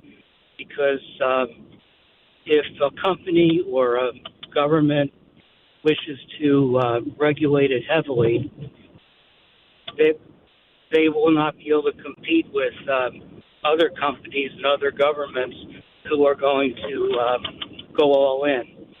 So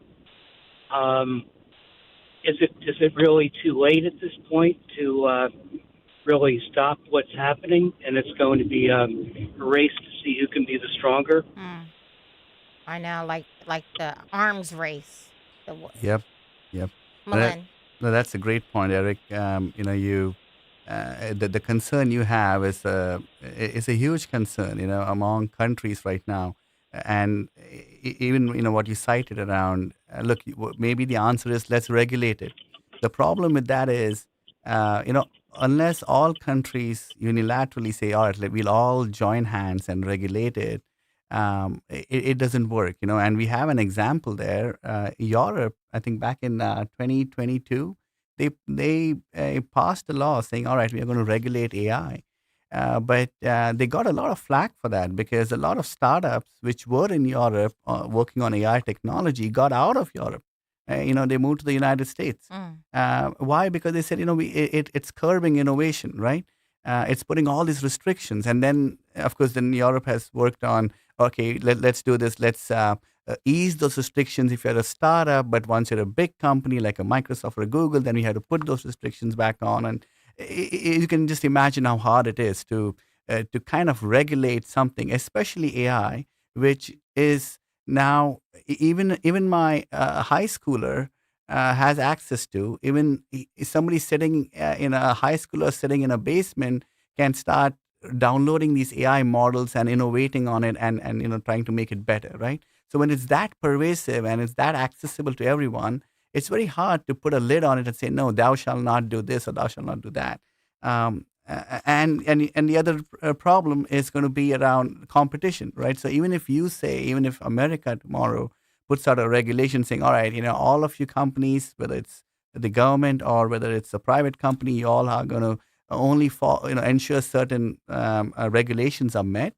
Guess what's going to happen? The fear is, well, what about, say, somebody like China? If they don't follow the same rules that we do, then we are fighting an unfair game, right? And every country sees AI as a strategic imperative, right? Every country wants to build their own AI models. In fact, it got worse recently where, as you all know, Claude released its model called Mythos, which was supposedly extremely powerful. It could, potentially figure out how to hack into other systems. In fact, OpenAI just proved that by hacking into Hugging Face, right? You may have read about that. Now, when you have such a powerful system, what did the U.S. administration had decided to stop allowing that Mythos, the latest model, to be used by other countries, right? Definitely prevented. It didn't want China to use it. But it decided to not let any other country use it, and it resulted in a whole bunch of other questions and issues there. The question is, was that the right thing to do, right? Because if you try to just regulate something in your country, other countries will say, all right, if that's what you do, then we will not have restrictions on our end, and we will allow, all kinds of stuff that you are trying to prevent.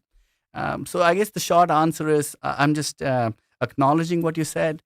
And it's a very difficult problem to solve because of all the geopolitics involved here. But yes, it's a very valid concern, and I'm glad you brought it up. Eric, thank you so much. I mean, and the answer, we're not going to figure out the answer within 45 minutes.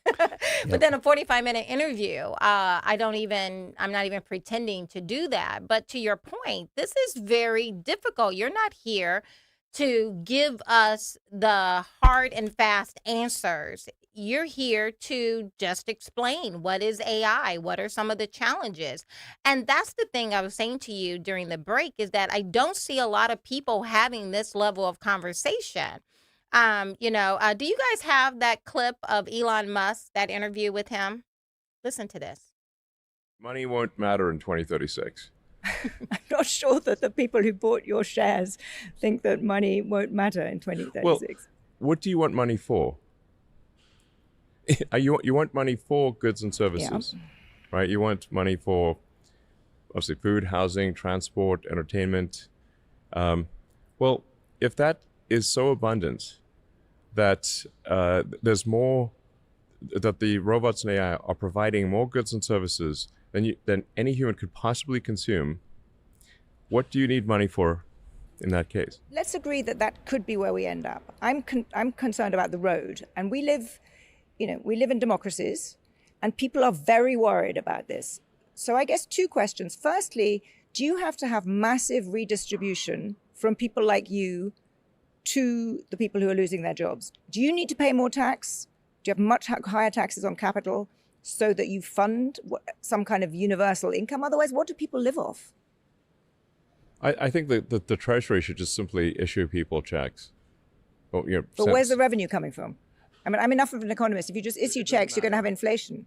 This is like a lot of what we're trying to think about is these things were relevant in the past. They will not be relevant in the future. So, like inflation is simply the ratio of money to goods and services. So, if the goods and services output increases dramatically, if it increases, 1,000%, you can literally print, or these days change the database. It's not print money. You create money in the database, provided the creation of that money is less than the rate at which goods and services increase. You will actually have deflation. So I'll make a prediction, which is that deflation will be the issue, not inflation.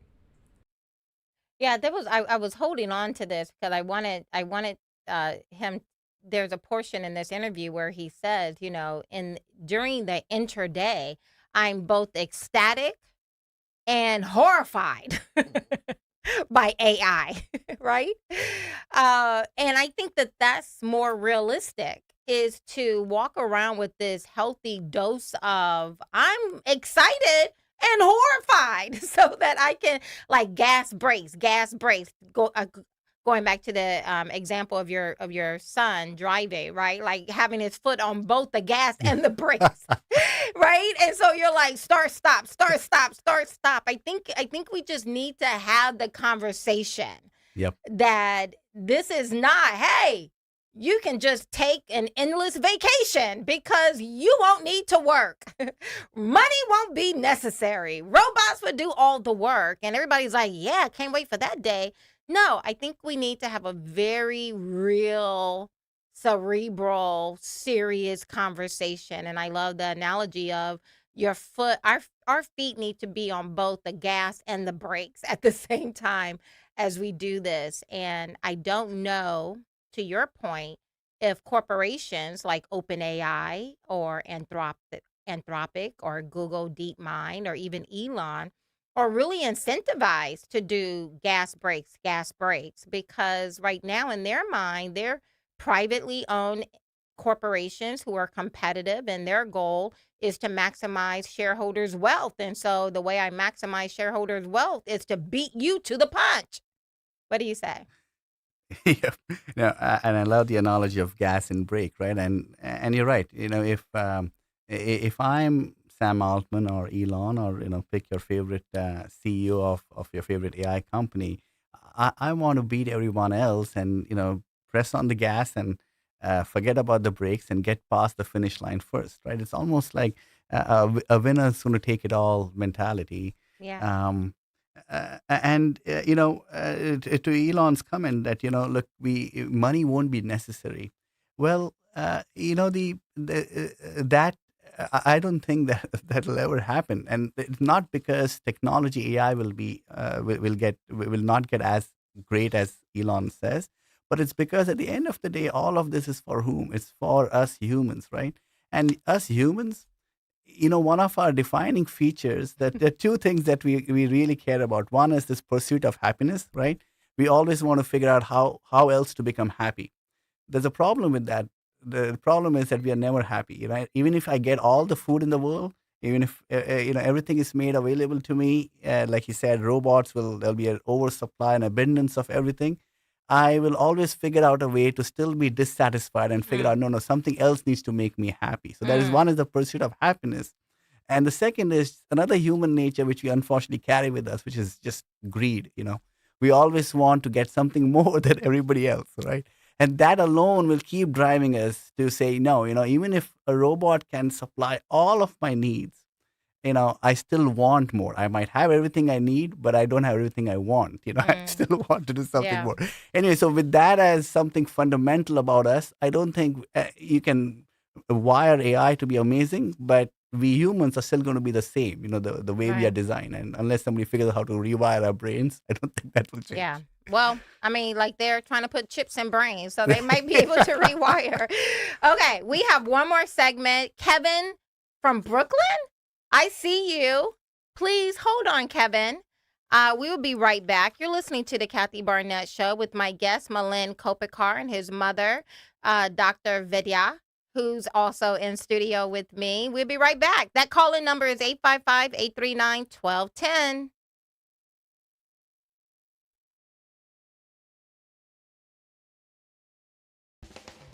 Maybe it's time to take a fresh look at everything we thought we knew about landing a great job.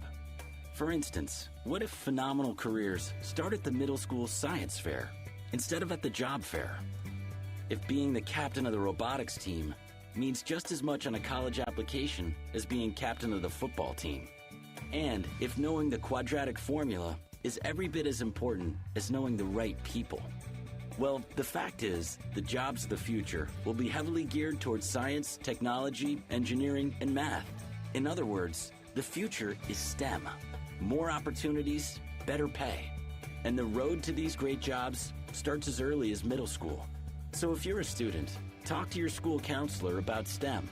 If you're a parent, talk to your kids. Because the job you'll get in the future may very well depend on what you do today. A public service message from America's Navy. Lanny went to college and racked up huge debt. A little bit over $100,000.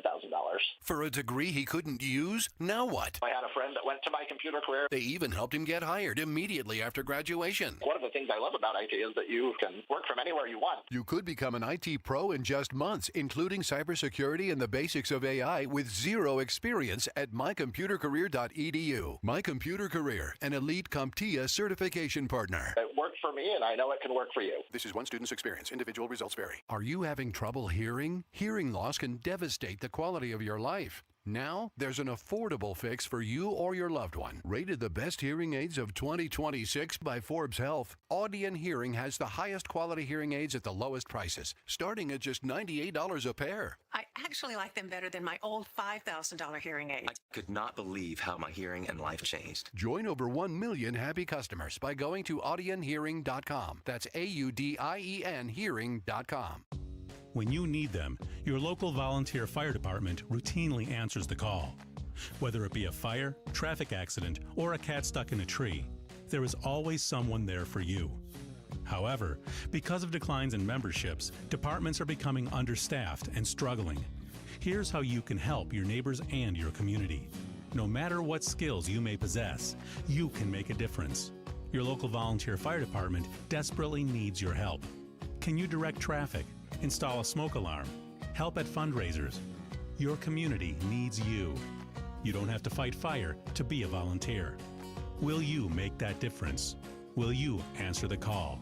Brought to you by the National Volunteer Firefighter Recruitment Center, a program service of the Volunteer Firefighter Alliance. For more information on how you can help and make a difference, visit www.nvfrc.org.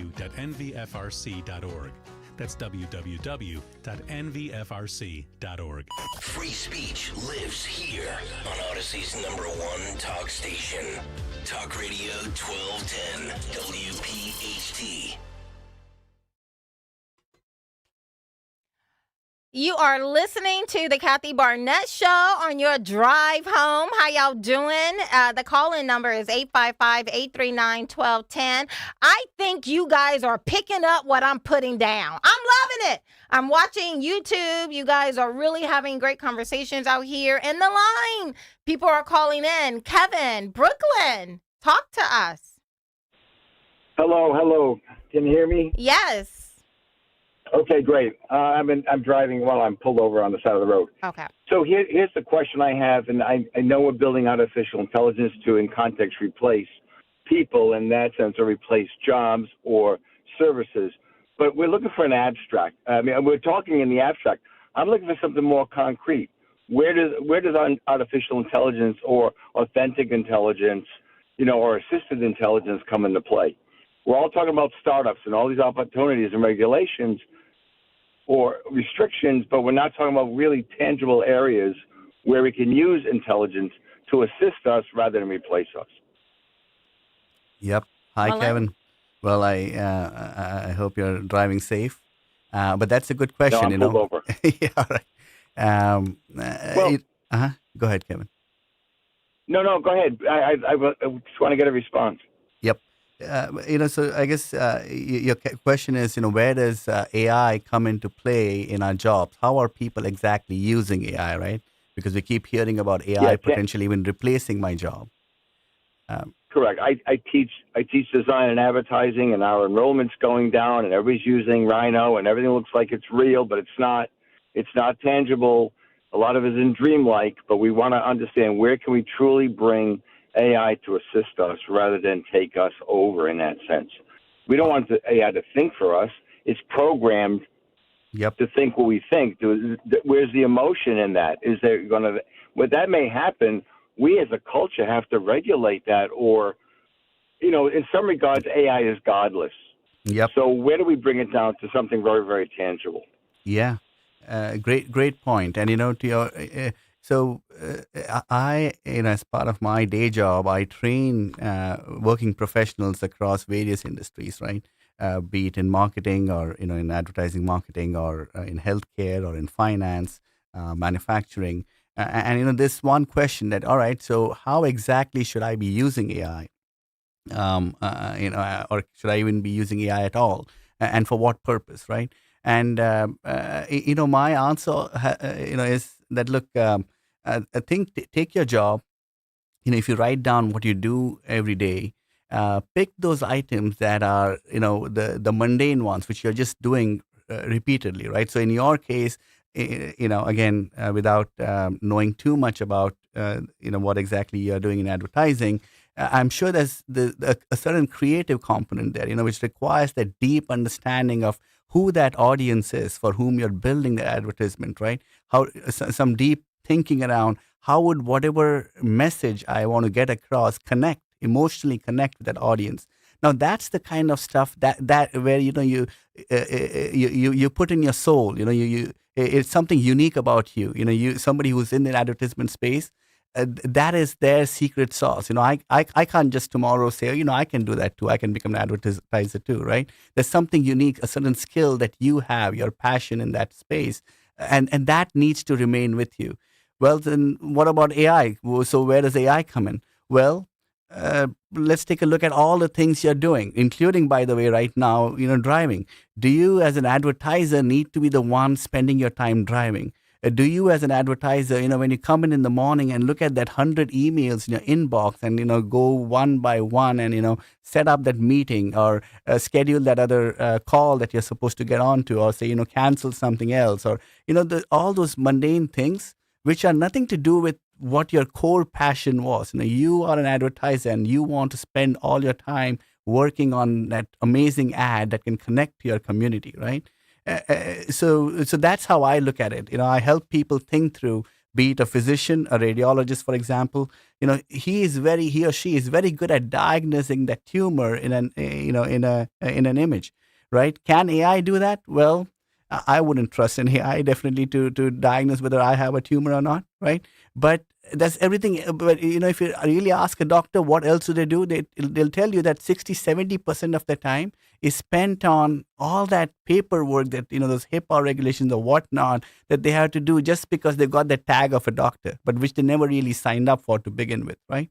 So that's what how I like to tell people is to think about all those things, write it down, and those mundane things that you do day in and day out, again and again and again. Those are the ones that are candidates for AI to automate. Does that help, Kevin? Happy to talk more on this. Yeah, it helps a point. And just to clarify, in the context of advertising or understanding what's out there in the world as far as your market, you could either broadcast and just hope someone listens, or you could narrowcast where you know how people react to visual cues or to those things. So that's where the content comes in as far as understanding, knowing your audience. Do we program that? No, we have to get a feeling of how do we read culture? How do you read the people? AI may assist in that, as far as creating some of the research, but it's not really creating the ideas. And that's where Absolutely. that's where the rub might be. Absolutely. In fact, I'm working on some interesting work right now where we are trying to, there's a lot of research, by the way, on, to your point, what are you creating this content for whom? For other humans to consume, right? So, there's a lot of research saying, well, can I simulate a human? Can I, if I could simulate that target audience using AI, so that it could tell you whether your advertisement is good or not, then problem solved, right? Then AI can just tell you what changes to make to your ad, and so that the humans who read your ad it'll resonate with them. The reality is we are far away from that.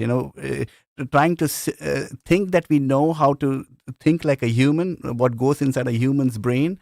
We are, I don't think anyone's got anywhere near to being able to get to that. So anyway, it further clarifies, acknowledges your point around where AI is and how AI should be used.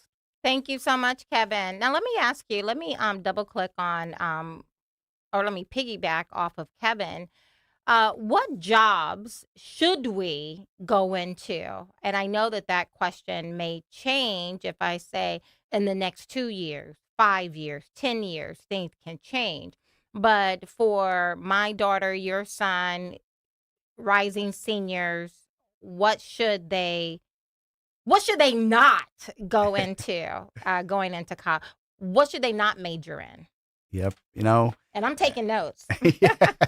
I would love to know the answer to that too, right? As a parent, because I look at my son, who's now going to enter into college, and I'm trying to help him. I'd love to help him pick the right major so that, whenever he graduates, we all want our kids to have, what you'd call as that stable job, right? And the reality is that technology is moving so fast, that jobs are changing so fast. I think one thing we all know is that whatever jobs or whatever, pick any job, be it advertisement or be it, healthcare or be it, somebody working at a bank, whatever they're doing today, definitely 5 years from now, it's going to look very different, right? So knowing that, question is, all right, so what should we train our kids on, or forget kids, what should we train ourselves on, right? Because that's one of the things I do day in and day out. I train working professionals on new skills. And, from having trained hundreds of thousands of them, here's what my view, right? And which is that AI is going to get, again, the same thing, very good at doing a bunch of tasks, okay? Be it coding task or being, making that picture, just look better with some more vibrant colors or what have you. What it is not good at is, looking at a certain problem that the society has, or that's, a community has, and trying to break that down into, all right, if this is the problem to solve, if I need to resonate, create an advertisement that will connect with a certain group of people, what are the tasks I need to do, right? So breaking that problem down into these tasks that AI can then work on, that's the hard part. And that's not easy. Even somebody who has spent years in a field needs to build that intuition for, how to take some vague problem and convert it into some tangible task to do, right? And that's the skill that I would tell every one of us. So step number one, pick whatever you're passionate about, right? Never lose sight of that. If you like advertising, for whatever reason, go do that. If you like physics, my son he loves physics, right? He loves this idea of, how, space and stuff, right? Well, I tell him, all right, go do that. But the skill that you want to build is around how to take a vague problem and break it down into something concrete. That is the one skill which, will always carry you forward no matter what job you end up taking. And that, in fact, will be the biggest skill that any job will need. I think that is so interesting. I think the common thread that I'm hearing here is, don't go into this saying, here are the top 10 jobs you should not go into, or majors you should not go into. Here are the top 10 you should go, because, of course, no one has a crystal ball. We don't know what the future holds. Instead, the common thread is learning how to connect with others. Yep. So taking a big problem, drilling it down in such a way that you can make an abstract thing concrete. Concrete to Yes. who? Well, to the person you're, doing, which is very interesting because if the thing that we have lost over the past 4 years, if I just did it that way, would be connecting as humans, Yes. right? And Yeah. I would say not just last 4 years, over the last several decades, slowly we've been losing We've that lost ability. this ability, right? Yep. So we're becoming replaceable. We're becoming obsolete just in our inability of connecting with other people, looking people in the eyes, Yes. and just having a conversation, which is my shameless plug for my upcoming conference in October 24th of sitting down in a room with fellow Americans and just having a conversation. So please go to kathybarnette.com and click and register. We have 1 more minute. Data centers. I know you wanted to get to that. Yep. Everyone is talking about it here in Pennsylvania. Yeah, and it's it's one of those things where everybody wants it and yet everybody doesn't want it, right? So data centers, every AI company is trying to push for. You just can't have enough of them because that's what powers all this AI. At the same time, it takes its toll. You need a lot of space, several like 100 acres of space, but that's not the only thing. It consumes so much energy. Just to give you an idea, that prompt you write on ChatGPT, pick something, right? Maybe today morning you typed something about, how does a plane fly, or how do you say good morning in Spanish? I don't know. Whatever you type, right? Just that one little prompt that you type, consumes the energy it consumed was leaving your lights on for 20 minutes. So let that sink in a bit. If you want to, we all want to save on electricity, right?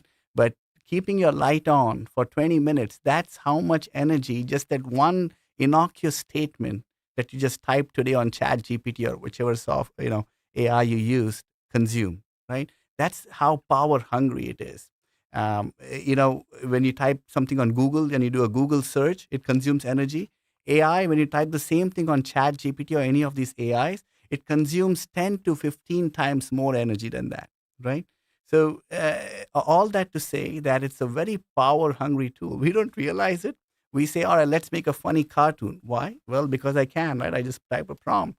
What you don't realize, it's the millions and millions of computations and the energy that's burned behind it. Wow.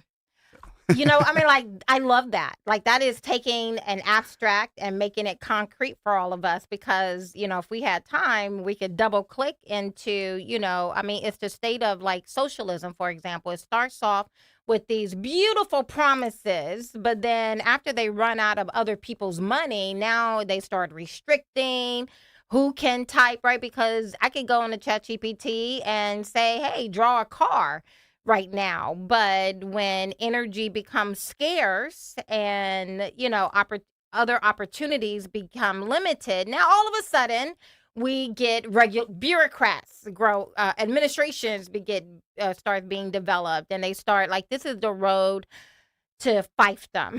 This is the road towards, this is the inevitable road of socialism. I know, and this, there's no reason to think it would not apply here. The AI. Oh my goodness, Malin Kopikar. Yep. Thank you so much. You're welcome. Well, thank you for having me For here. sharing your brilliance. I appreciate it. The same here. Thank you for having me. Yes, and people can find out more about you by going to malinkopikar.com. I will put this in the chat on YouTube, but it's Malin, MILINDKOPIKAR.com. Thank you so much for being here, sir. Thank you, Kathy. And thank you, doctor, for joining. Okay, guys, the call-in number is 855-839-1210. I have another hour to go. What? You got me for a whole nother hour. Call me. Let's talk.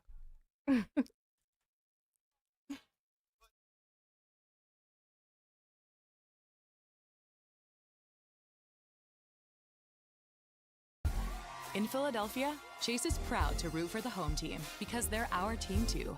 We cheer from the bleachers and on the sidelines. We cheer for gymnasts and quarterbacks. And with more than 80 local Chase branches and 5,000 nationwide, we are right beside you, Philadelphia. Neighborhood bankers, digital tools, national strength. Chase, make more of what's yours. JP Morgan Chase Bank, N.A. member FDIC. It's time to cut your old point-of-sale system and revolutionize your business with PDQ POS. Joe Flynn and his team at PDQ have been the industry leader for over 35 years. They offer everything from mobile POS to self-service kiosks and the best service and support in the industry. For the fastest, easiest, and most reliable POS available, trust PDQ POS. No matter how many locations you have, they'll build a custom solution for your business. Visit pdqpos.com. In Africa, 5-year-old Chiru has no choice. She and millions like her must walk miles every day for dirty water. But together, we can end their walk by providing clean water close by. Instead of spending hours walking to get water that makes them sick, girls can be in a classroom that expands their minds, and moms will gain back time to care for their families. Sons and daughters can grow up strong, finally free of sicknesses caused by dirty water. At World Vision, care about clean water runs deep. Deep enough to reach one new person with clean water every 10 seconds. Because every child, every person, everywhere deserves clean water and a chance to rise to their full potential. It's true. When you just add water, you change a life. Learn more at worldvision.org. Tasty cake and summer just go together. Whether you're packing for family vacations, getting ready for summer camp, heading to the pool, or simply stocking up for busy days at home, Tasty Cake has the treats everyone loves. The next time you're at the grocery store, be sure to grab the baked peach pie, packed with sweet summer flavor, and the lemon cupcakes, perfect for lunchboxes, camp snacks, road trips, and family get-togethers. Easy to grab, easy to share, and always a family favorite. Make Tasty Cake part of your summer. Tasty Cake. Accept no substitutes. I always had to be so good, no one could ignore me. Carve my path with data and drive. But some people only see who I am on paper. The paper ceiling, the limitations from degree screens to stereotypes that are holding back over 70 million stars. Workers skilled through alternative routes, rather than a bachelor's degree. It's time for skills to speak for themselves. Find resources for breaking through barriers at tearthepaperceiling.org. Brought to you by Opportunity at Work and the Ad Council. Streams are where our kids play. And dogs splash. Many provide the water we drink. But are those streams clean and safe? For most local streams, no one knows. That's a problem. One the Isaac Walton League of America can help you solve with the Clean Water Challenge. To learn more and get involved, visit iwla.org. That's iwla.org. I'm Texas Sheriff Jim Skinner. Criminal networks are stealing billions of dollars through social media, phone calls, and text, posing as people you trust. They pressure and demand money or personal information. Don't fall for it. If something feels wrong, slow down and verify. Hang up. Don't click. Never send money. If targeted, contact law enforcement. Protect yourself. Protect your family. Learn more at sheriffs.org/stopscams. A public service message from the National Sheriff's Association. And we're live here outside the Perez family home, just waiting for the... And there they go, almost on time this morning. Mom is coming out the front door strong with a double-arm kid carry. Looks like Dad has the bags. Daughter is bringing up the rear. Oh, but the diaper bag wasn't closed. Diapers and toys are everywhere. Ooh, but Mom has just nailed the perfect car seat buckle for the toddler. And now the eldest daughter, who looks to be about 9 or 10, has secured herself in the booster seat. Dad zips the bag closed, and they're off. But looks like Mom doesn't realize her coffee cup is still on the roof of the car. And there it goes. Oh, that's a shame. That mug was a fam favorite.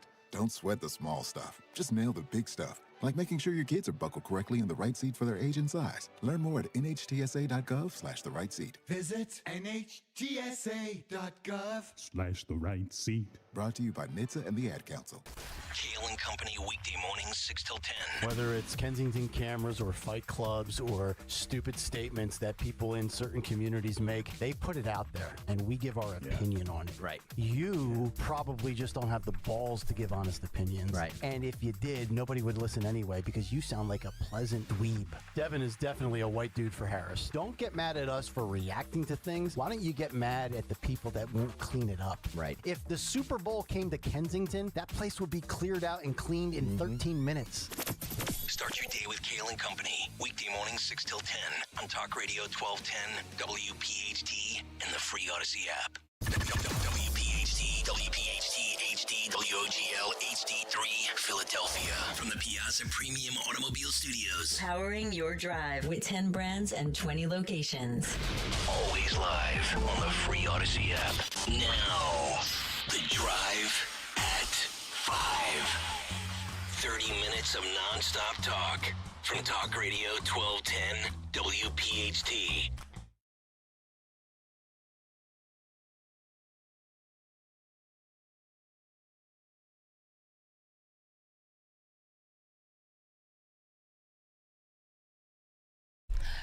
What's up? We are back. You're listening to Kathy Barnette on the Kathy Barnette Show on the #1 talk radio station in Philadelphia.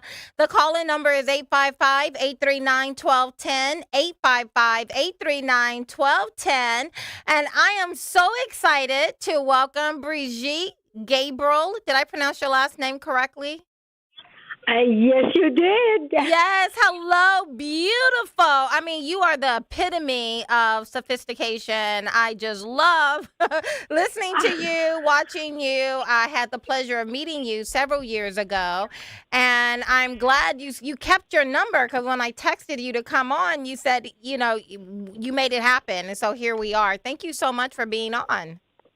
Thank you so much for having me with you. I'm delighted to be with you. Yes, absolutely. Brigitte Gabriel, she is a national security expert. She is the chairwoman at actforamerica.org. And at the time, you know, news happened so quickly. Every 30 seconds, there's a pivot.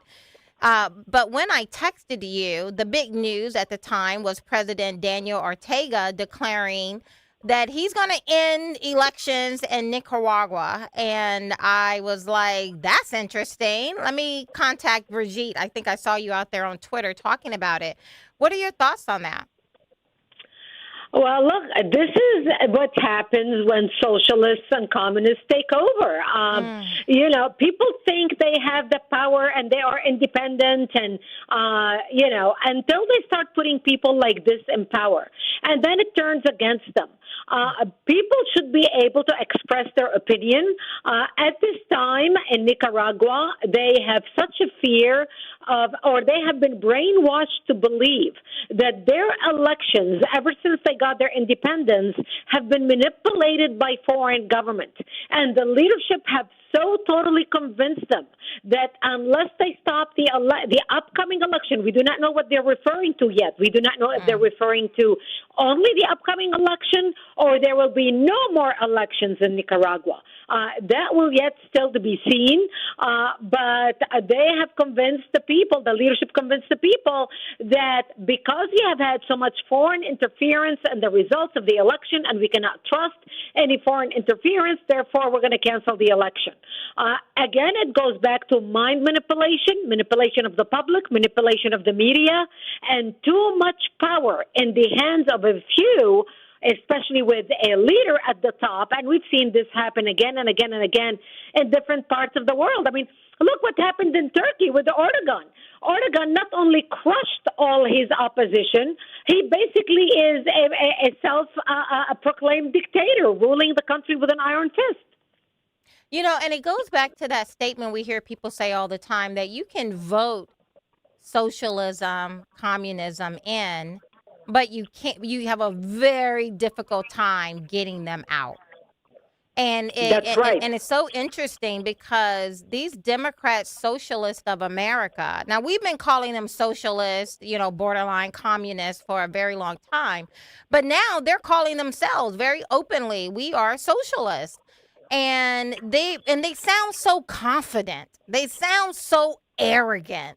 Like they have the answers, and we just all need to shut up and sit down and follow them.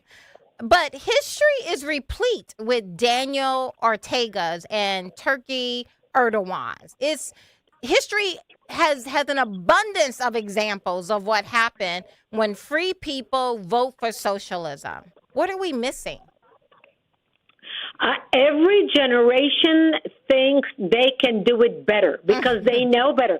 Remember, even when we were young, we would come up with an idea. I mean, look, I can speak for myself. I was a young entrepreneur, and I remember talking to my father-in-law one time about this great business idea that my husband and I were going to do, and it's going to be great. And he used to say to me, if it's too good to be true, it's too good to be true. And I'm like, no, because we are going to do it differently. Yes. Well, guess what? Only when I got messed up in the back, to put it nicely, that I learned my lesson. But I had to pay a price. So every generation thinks we can do it better. We can change the world. Every college graduate thinks when they graduate college that they're going to make the world a better place. They're going to end all wars. Everybody's going to be happy. Everybody's going to be rich. And everybody's going to sing Kumbaya together. Well, reality check. The world does not work that way.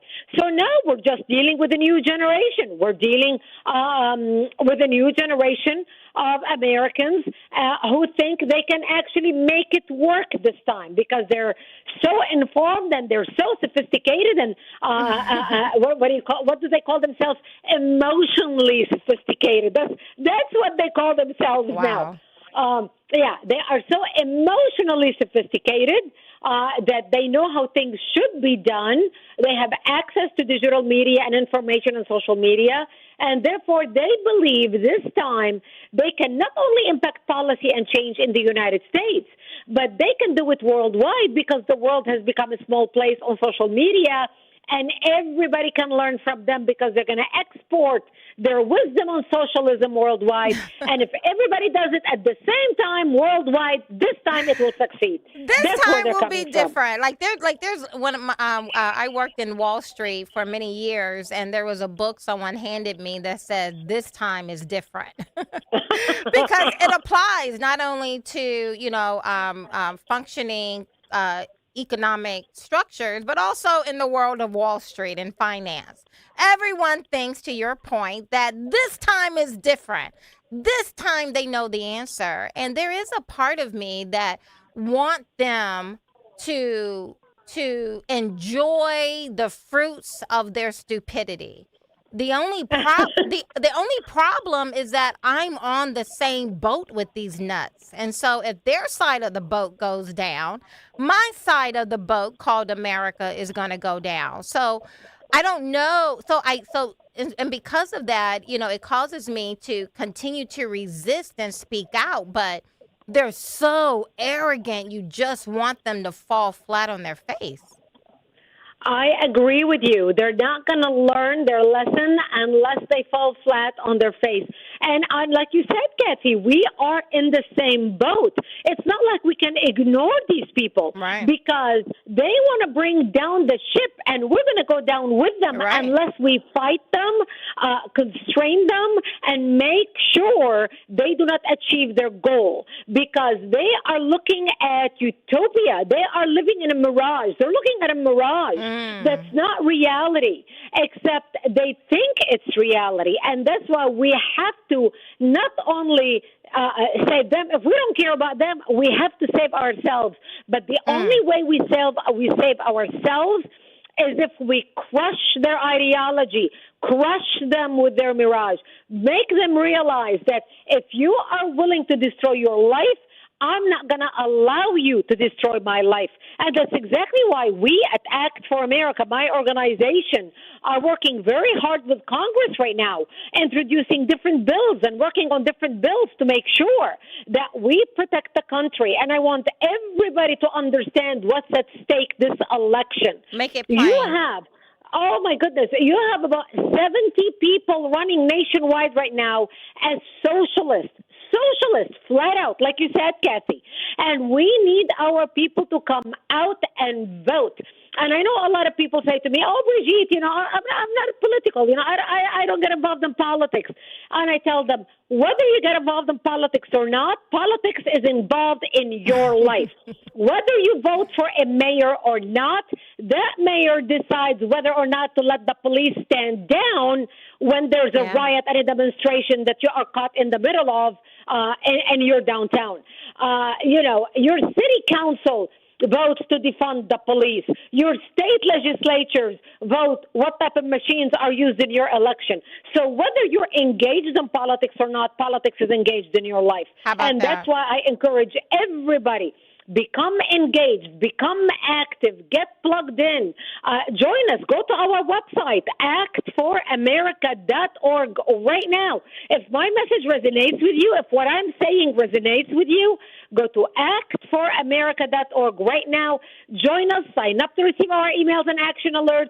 Start a chapter in your community. We have chapters nationwide. We are mobilizing the nation to make sure that these socialist crazies will not be able to destroy the country for our future and the future of our children. Because that is the end. Like, that's the pot of gold at the end of their rainbow is destruction. Yep. Socialism always starts off with, the reality, the mirage, the painting that they paint is just beautiful and it's free and you don't have to work. And just because you're breathing air, you deserve everything. But at the end, if you look at Venezuela, if you look at Cuba, if you look at Nicaragua and other places, is what it looks like and what it will probably look like real soon in New York if Mamdani and his grocery stores have any say. It's going to end up being long lines and a lot of crime.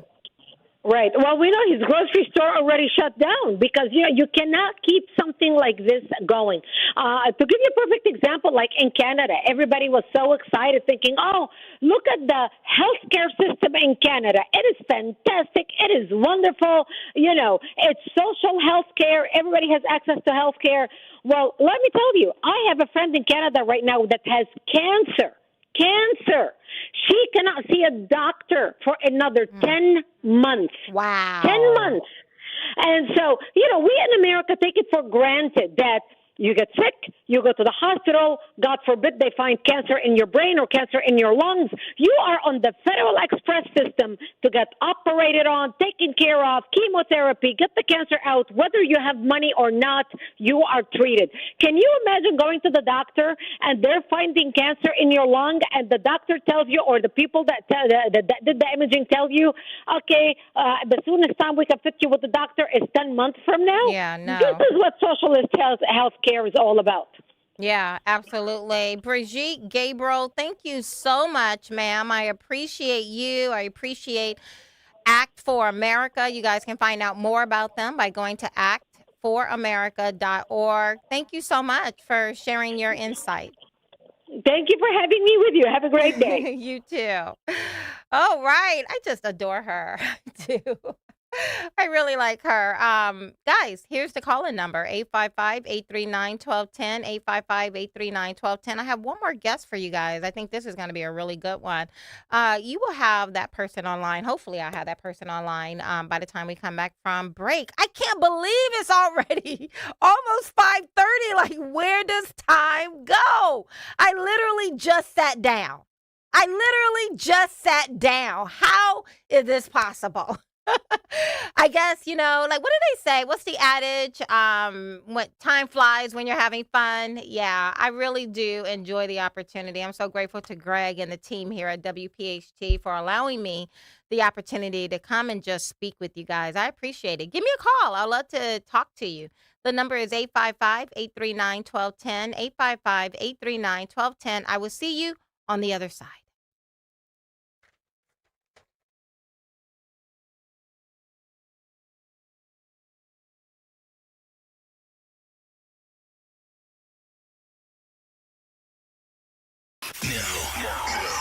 You can listen to Talk Radio 1210 WPHT on the iHeartRadio app. Finding great candidates to hire can be like, well, trying to find a needle in a haystack. Sure, you can post your job to some job board, but then all you can do is hope the right person comes along. Which is why you should try ZipRecruiter for free at ZipRecruiter.com/free. ZipRecruiter doesn't depend on candidates finding you. It finds them for you. Its powerful technology identifies people with the right experience and actively invites them to apply to your job. You get qualified candidates fast. So while other companies might deliver a lot of hay, ZipRecruiter finds you what you're looking for.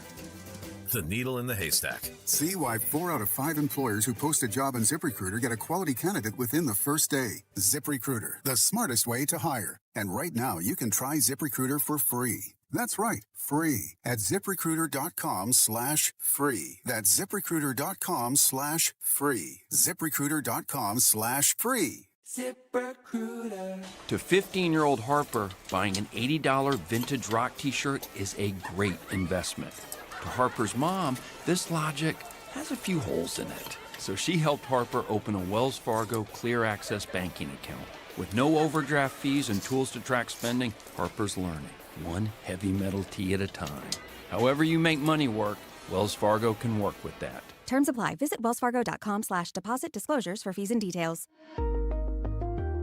Well, it's official. My friends have all switched to Pure Talk because I told them they could save a bunch of money on a super reliable high-speed network with unlimited data. And because they're my friends, they trust me.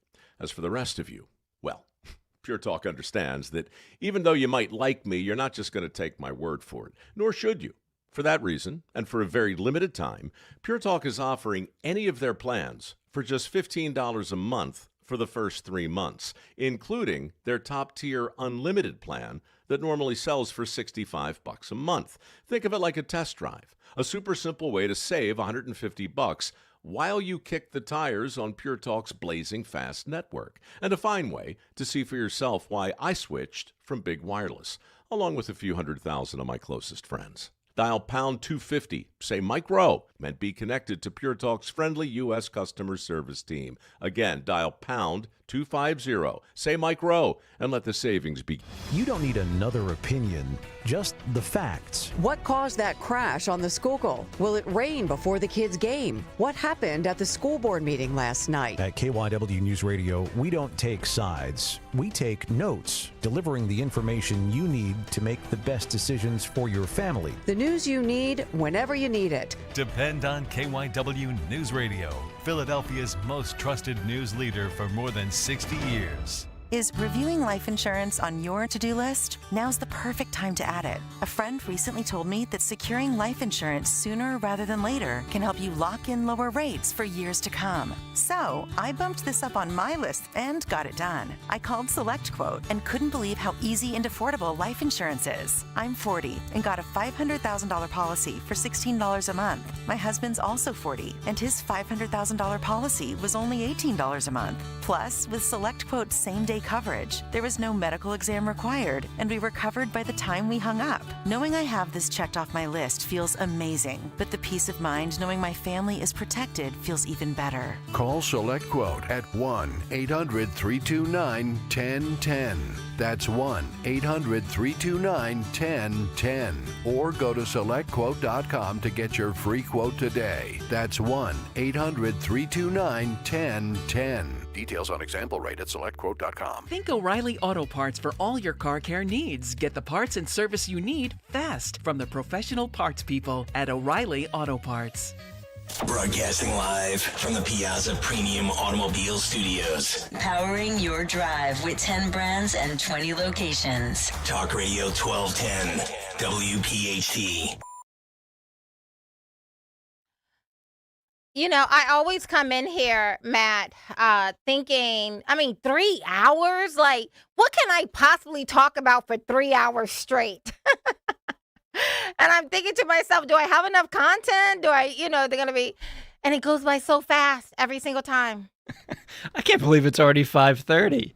I know, already. Like it goes by so quick. And you have said it. So, you said it today when I came in. It's like, you know, you know you're having fun when time flies. When time flies so fast, you must be having fun. I mean, it really is. Just, I mean, I'm a nerd. I love nerding out a little bit. And so having Malin in, uh, uh, Gordon Chang yesterday, and just talking about these are big elephants, and there are no easy answers.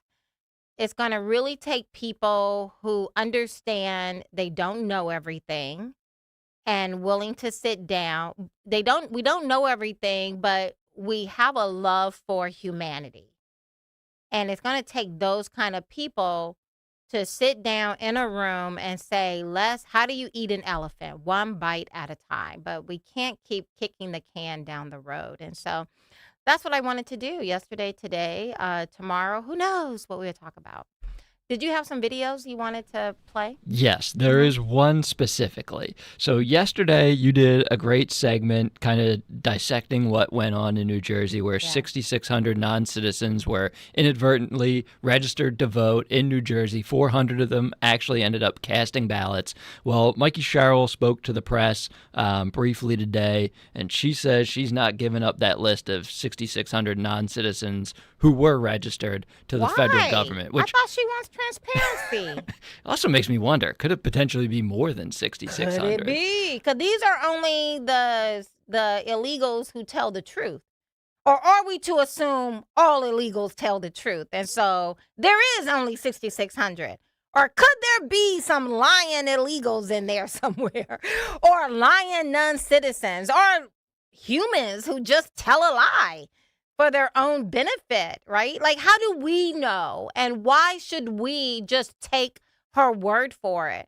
Did she say anything interesting in the presser that we want to play? I mean, like, what was the reason? Yeah, let's play it right now. Mm-hmm. Cut one, Justin. The Trump administration is seeking, I believe by today, the list of non-citizens who are registered to vote and the approximately 400 that did vote. To what extent will your administration comply with the Trump administration's request in that regard? As I have said, I am not in the habit of turning over private identifying administration information. Okay, wait, hold on. Let's pause. Because maybe she should call Mamdani, right? Because didn't he just release how many thousands of names of wealthy New Yorkers who happen to have a second home in New York? I mean, maybe, and everybody like, oh, yeah, girl, you ate that, girl. Yeah, that's right, girl. We're not in the habit of turning over, really, of doxing your citizens. All right, Mamdani, take a page. I mean, the two states abuts one another. Continue. Of New Jersey, this federal government is weaponizing the government against individuals that disagree with them. They weaponized my private data against me in my election, and so I am working to protect people and their private data here in New Jersey. And why do we have a bunch of black people standing around her? And what is that old black woman doing? She can barely stand up. Like, what is this? What in the fresh hell are we living in right now? I don't even understand. This makes no sense. Like, what is that? Like, what am I supposed to take from that? This white woman with a bunch of black people standing behind her, and this old white woman who can barely stand straight, upright. I mean, I don't know. Like, am I supposed to just gloss over that? And why is it always Donald Trump weaponizing? Our entire nation is being weaponized against us. I feel some kind of way that you allow. Now, we were I don't know if y'all still have that video clip of the most secure election ever. Remember 2020, most secure election ever. The most secure election ever. Let me be clear. This was the most secure election ever. And then we have Mickey Rooney here talking about, 6,600 non-citizens. I don't know if they're illegals. Like, what does that even mean? Okay, play it. Remember this, people? 2020 election, the most secure in American history. Most secure election in American history. The most secure in American history. Most secure election in American history. Most secure election in American history. The most secure in American history. Oh, wait a minute, wait a minute. Wait. She said the most secure election. Like, it is emphatic. Don't even question me. The most secure election ever. So don't even ask questions. Just shut up, sit down, be quiet, stay in your lane. Don't be a radical. You're trying to destroy democracy, Kathy, by asking these questions. And then, wow, lo and behold, here come Mickey Rooney talking about there's 6,600 non-citizens who voted in America's election, or 6,600 who were registered to vote. 400 of them actually voted. And yet, I mean, like, what are we supposed to do with that? Oh, wow. Thank you so much. Michael Steger, how are you, sir? You're on the line. Hey, I'm good. How you doing? I'm doing well. I'm sure you hear me talking about Governor Mickey Sherrill talking about these 6,600 non-citizens. I don't know if that's illegals or just people who aren't U.S. citizens, or if even Democrats make a distinction any longer, who were who were registered to vote, and 400 of them, a little bit over 400 of them actually voted. And now she did another presser today saying, I am not going to hand over the names of these 6,600 because I'm not in the business of doxing Americans. Meanwhile, Mamdani just doxed thousands of New Yorkers with name and addresses because of their home. Help me make sense of this. I keep calling it fresh hell we've all awakened to. Yeah, no, thanks for having me on. You paint a stark picture. There's a kind of a complete disregard for not just the laws of the country, but a complete disregard for the citizens of the country. I mean, this is a growing sense of tyranny. Yeah. And that's the fight. We are in a battle for America. And I think it's a stark reminder for people that as much as maybe Trump hasn't done everything as exactly as everybody wanted it to, which is never going to happen, but obviously there's some challenges here. The reality is that Trump represents an intervention into this kind of cult of tyranny that we've got to somehow make sure we mobilize and defend right now. I love how you just said that, this growing sense of tyranny, and then you call it this cult of tyranny. Tell me about it, this cult of tyranny. That sounds like a religion. Well, it's definitely a religion. You look at everything the leftists do. The environmental movement is just a cult religion. It's got fire and brimstone and hell that the world burns over and all the other factors. So, this question of tyranny, the left shares this in common, regardless of whatever branch or temple they might worship at, that they reject the idea that man is made in the image of God, and that we are capable of self-governing. We're capable of generating and benefiting from and creating a society based on freedom. They just don't understand it. It's not a concept. They believe in control. They believe ultimately people are animals to be sacrificed, to be culled, to be herded, to be controlled.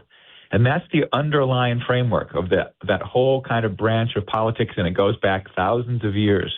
And that's why our country is just so fundamentally unique in the course of human history. And yet we had Megan Romer on Fox News Sunday saying, yep, absolutely, let's just tear it down, the Constitution, get rid of the presidency, get rid of the judicial branch, get rid of the Senate. We'll just have Congress. Let's open up the borders. Yep, absolutely. And they and they just have so much arrogance that this nation has created people who are the most free in human history, unless you could tell me something different, who are the richest people on the planet. And we are not perfect by any stretch of the imagination, but who's running a close second to this nation? And yet we have raised a crop of Americans who are ashamed of the color of their skin. Specifically, white people are supposed to be ashamed of the color of their skin. the other group, black people like myself, we're supposed to just be victims because of the color of our skin. We've raised a whole crop of them, and now they're voting age, and now they're running for office. And I don't think this is something we should just, twinkle our eye at, wink at, and keep moving on. I think this is a very serious threat that we are being presented with today. Yeah, I think it's the greatest threat our nation's ever faced. But it's also a chance for us to smash it. This has been a growing threat in Western civilization. This has always been the very enemy of our country, the very enemy of our civilization. And it's come to a point where, a house divided cannot stand. Are we going to go with this kind of so-called secular? Ultimately, it's just kind of like a pagan pantheon, but they call it secular, kind of orientation, which is going to destroy the very republic. Like you said, they want to go to a parliamentary system. A parliamentary system is a system that cannot withstand crises. Our Constitution has withstood crises like the Civil War and World War II, the Depression. Parliamentary systems can't. They fail and collapse, and that means you have an class of overrulers. And that's what they ultimately want to create. But I think we have a unique opportunity. This kind of DSA, the communists, the radical Muslim candidates in New York, Colorado, and elsewhere, they represent a kind of monster out of the bag, out of the closet, it's a scary phenomena that can't really win elections with the American electorate. And so we've got to go harder and faster. We've got to rally the forces around what Trump represents. It's an intervention. D.C. is still a very corrupt city. Our policies in this country, for too long, let's be honest, Kathy, you know this as well as I do, for too long, the policies in our country we shipped all of our manufacturing industry overseas. Like this didn't, it wasn't like China came and moved it brick by brick. We shut down our industries and sent it to China. We sent the auto manufacturing to Mexico. We did this because the leadership was blind to reality. They went for a quick buck and they sold the future of the country down the road. So the reason these young people are angry, we can be a little bit sympathetic, but we got to be very clear. Going to this other direction, burning it all down is the most irrational thing you could do. What we have to do is build it back up. Right. Build it back up brick by brick at the most advanced 21st century level. And I think that's what President Trump is doing. He's got a science and industry program that he is going to rebuild our country. And I think that's underway. And I just think, of course, the media doesn't cover it, but it's happening. We're in it. And I think if we smash the Democrats in this election, this midterm, they would be shattered as a party. They won't survive. And there's a good chance the Democrats will take back a chamber. Let's be honest. We know it's going to be a tough midterm, but we should have a sense that we can destroy this radical left agenda. We can break it and bury it if we keep the fight going. Yeah, obviously, I think people like yourself, like myself, and many others who actually patriots, we love this country. Yes, I think we can smash what the DSA is offering. But when I look at people like Senator Thune, Mitch McConnell, and the rest of them, the answer to the DSA cannot be, well, they're going to change everything, so vote for us because we will change nothing. I don't think that's a sufficient strategy. And so far, I haven't really heard the Republican Party offering a vision for this country. Yes, we can disagree on the vision that the DSA is offering, but they have a vision, and they're offering it, and they're going on Fox News to tell it. What vision have you heard from the Republican Party? I know Donald Trump has a vision, but he's one man. What is the vision that is coming out of the Republican Party that can rival what DSA is offering? Well, that's kind of what we're doing over at Promethean Action, is that because there isn't a vision, and that's the greatest problem. That's the greatest threat. Without a vision, a nation dies, and it's. Trump, like you said, is one man, but he hasn't really been able to organize the Republican Party. But what we're finding is that the American people are ready to respond to a vision. part of that is reviving the great American system of economics, that it wasn't socialism, it wasn't financial capitalism, it wasn't Wall Street in London. It was the American system of economics that Hamilton and Lincoln and Henry Clay and William McKinley all used to build our country up, was uniquely developed in the United States. And I think a revival of that's a big part of how do we, of reviving a vision for what the country is, how we operate, how we solve problems. Doesn't answer all the questions. There's other big questions we got to figure out, but Right. I think that's a big factor. But it goes a long way. Oh my God, there's so many things I want to ask you. And I stumbled upon you just because of this hopeful message that just popped out on, I think I wasn't even doom scrolling. I was just on Twitter and your face popped up and I liked the title, clicked on it, went to your website.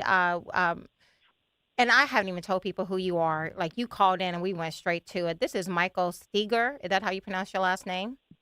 Yeah, Steger, yeah. Steger, yes. Mike joined LaRoche's last campaign for president in 2002. You ran a political intel and outreach company from 2011 to 2021, and you co-founded Promethean Action in 2021, and that's the website I went on to, Promethean Action.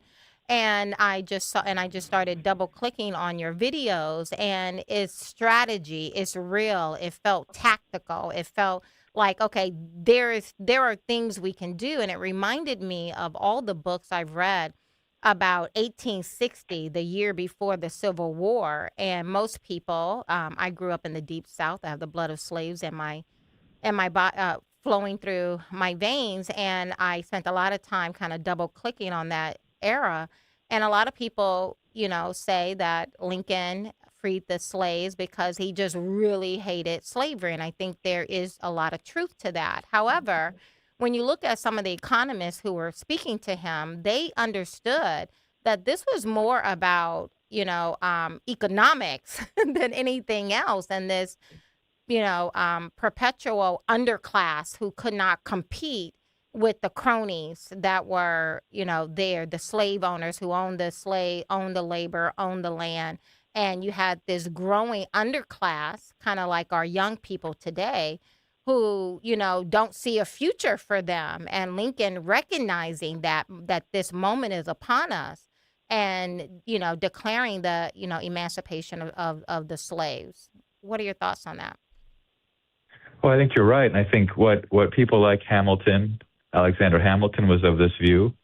He was a founder of the Manumission Society for the Freedom of Slaves in the 1790s. And Lincoln, they recognized that the main question inside the United States was that God's laws work to build and advance civilization.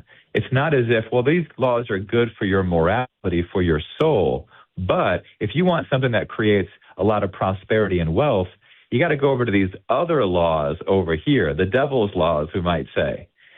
And it's like we're greed and the vices, they motivate people to build physical wealth. That's been the story that in some ways people have pushed inside the United States. I mean, I've heard it. I mean, the whole almost famous Wall Street movie by Oliver Stone, greed is good, kind of religion. So what these guys recognized was that true freedom. So that if you tried to keep people in slavery, working the hands by the burden of the back, then you would be wasting the greatest potential they had. Was if you got them, their minds moving, if you got them skilled into trained machinery and technology and manufacturing, they could become far more productive for the nation as an individual through their mind and through their freedom than they could as an indentured slave and beast of burden. And so it was the sense that mankind has that potential, the real value of man. Why we're all created equal is that kind of creative potential, that made in the image of the Creator. That might be, that's not just for the church pew. That was for outbuilding a new nation and building a nation bigger and stronger and more wealthy and prosperous than any nation in the world was based on that idea of the human individual. And to me, that's just amazing. So Yeah, go ahead. I think so too. And so I stand on the precipice of today, looking at where we've been in 1860, right, the year before the Civil War, and I see a lot of similarities in the economy and the structure and the value system, right? When the number one thing we're exporting is the American dollar, yeah, greed is the thing that moves everyone right about now. And there are values that go along with that, right? And these values have created people who want everything and produce very little, right? And so, how do we, for Abraham Lincoln, it was the Civil War, declaring war, and emancipating, the labor force, the wealth of some very wealthy people in the South and other places. What is the answer to Donald Trump? Because working, having the House, having the Senate, having on paper a plurality in the Supreme Court really isn't working for us. So what is the solution? This gets into the nitty gritty of things. I mean, we should be clear that when Washington and Hamilton, when they build that constitutional structure, and they bring in, Hamilton was the first Treasury Secretary, and he brought in a whole series of papers that basically implemented the American system of economics under Washington's first term. It was under crisis. The nation was about to dissolve. It was about to break apart. The Articles of Confederation. When Lincoln comes in, Civil War crisis. When FDR comes in, there's crisis. And, we've heard this because, Rahm Emanuel said it, don't let a good crisis go to waste, is that the powers that be have used crises like Obama did when he came in, which was to say, oh, there's a great crisis. Well, we should solve it. And then, of course, he pushed the bailouts. He pushed the whole Obamacare. But he used the crisis to generate action, but it was obviously to the detriment of us. It's hard to imagine we get to a point where we can really change the way the structure is working without that. That's just me. But that doesn't mean that everything we do right now, because I think that crisis is coming. We have created way too much. The bailouts that Obama did 18 years ago have really kind of reoriented the whole national economy and towards finance, right? Made homes a financial investment. It made everything's now been bought up by private equity and hedge funds. Yeah, well, And all so- the homes. Well, listen, I'm so sorry. I have to go. I'm at the end of the hour. I can't even believe it. But the great thing, guys, if you like this conversation that Michael and I are having, you will be able to catch it again on the Kathy Barnette Show on Saturday mornings at 10, because we're going to sit down and have a more in-depth conversation. I just want to give you guys a little taste of what we're going to talk about. I love this, and I think we're hovering over something. And I have so many questions for you. Michael, I'm so grateful that I stumbled upon you. Let's become fast friends, okay?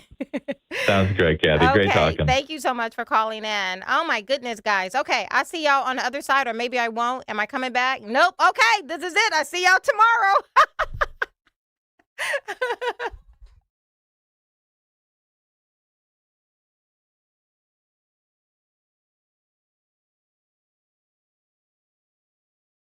My name is Whitney Allen, and I'm a widow. My husband, Ryan, died. We never thought we'd ever have to use life insurance, but the unexpected happened. With Ethos, signing up was fast and 100% online. You can get a quote in seconds, apply in minutes, and get same-day coverage. No medical exams, and you can get up to $3 million worth of coverage. I'm grateful we were prepared. Get your free quote at ethos.com/radio. That's ethos.com/radio. Paid spokesperson. Time spent on application may vary. Online health questions required. In the military, the mission was clear: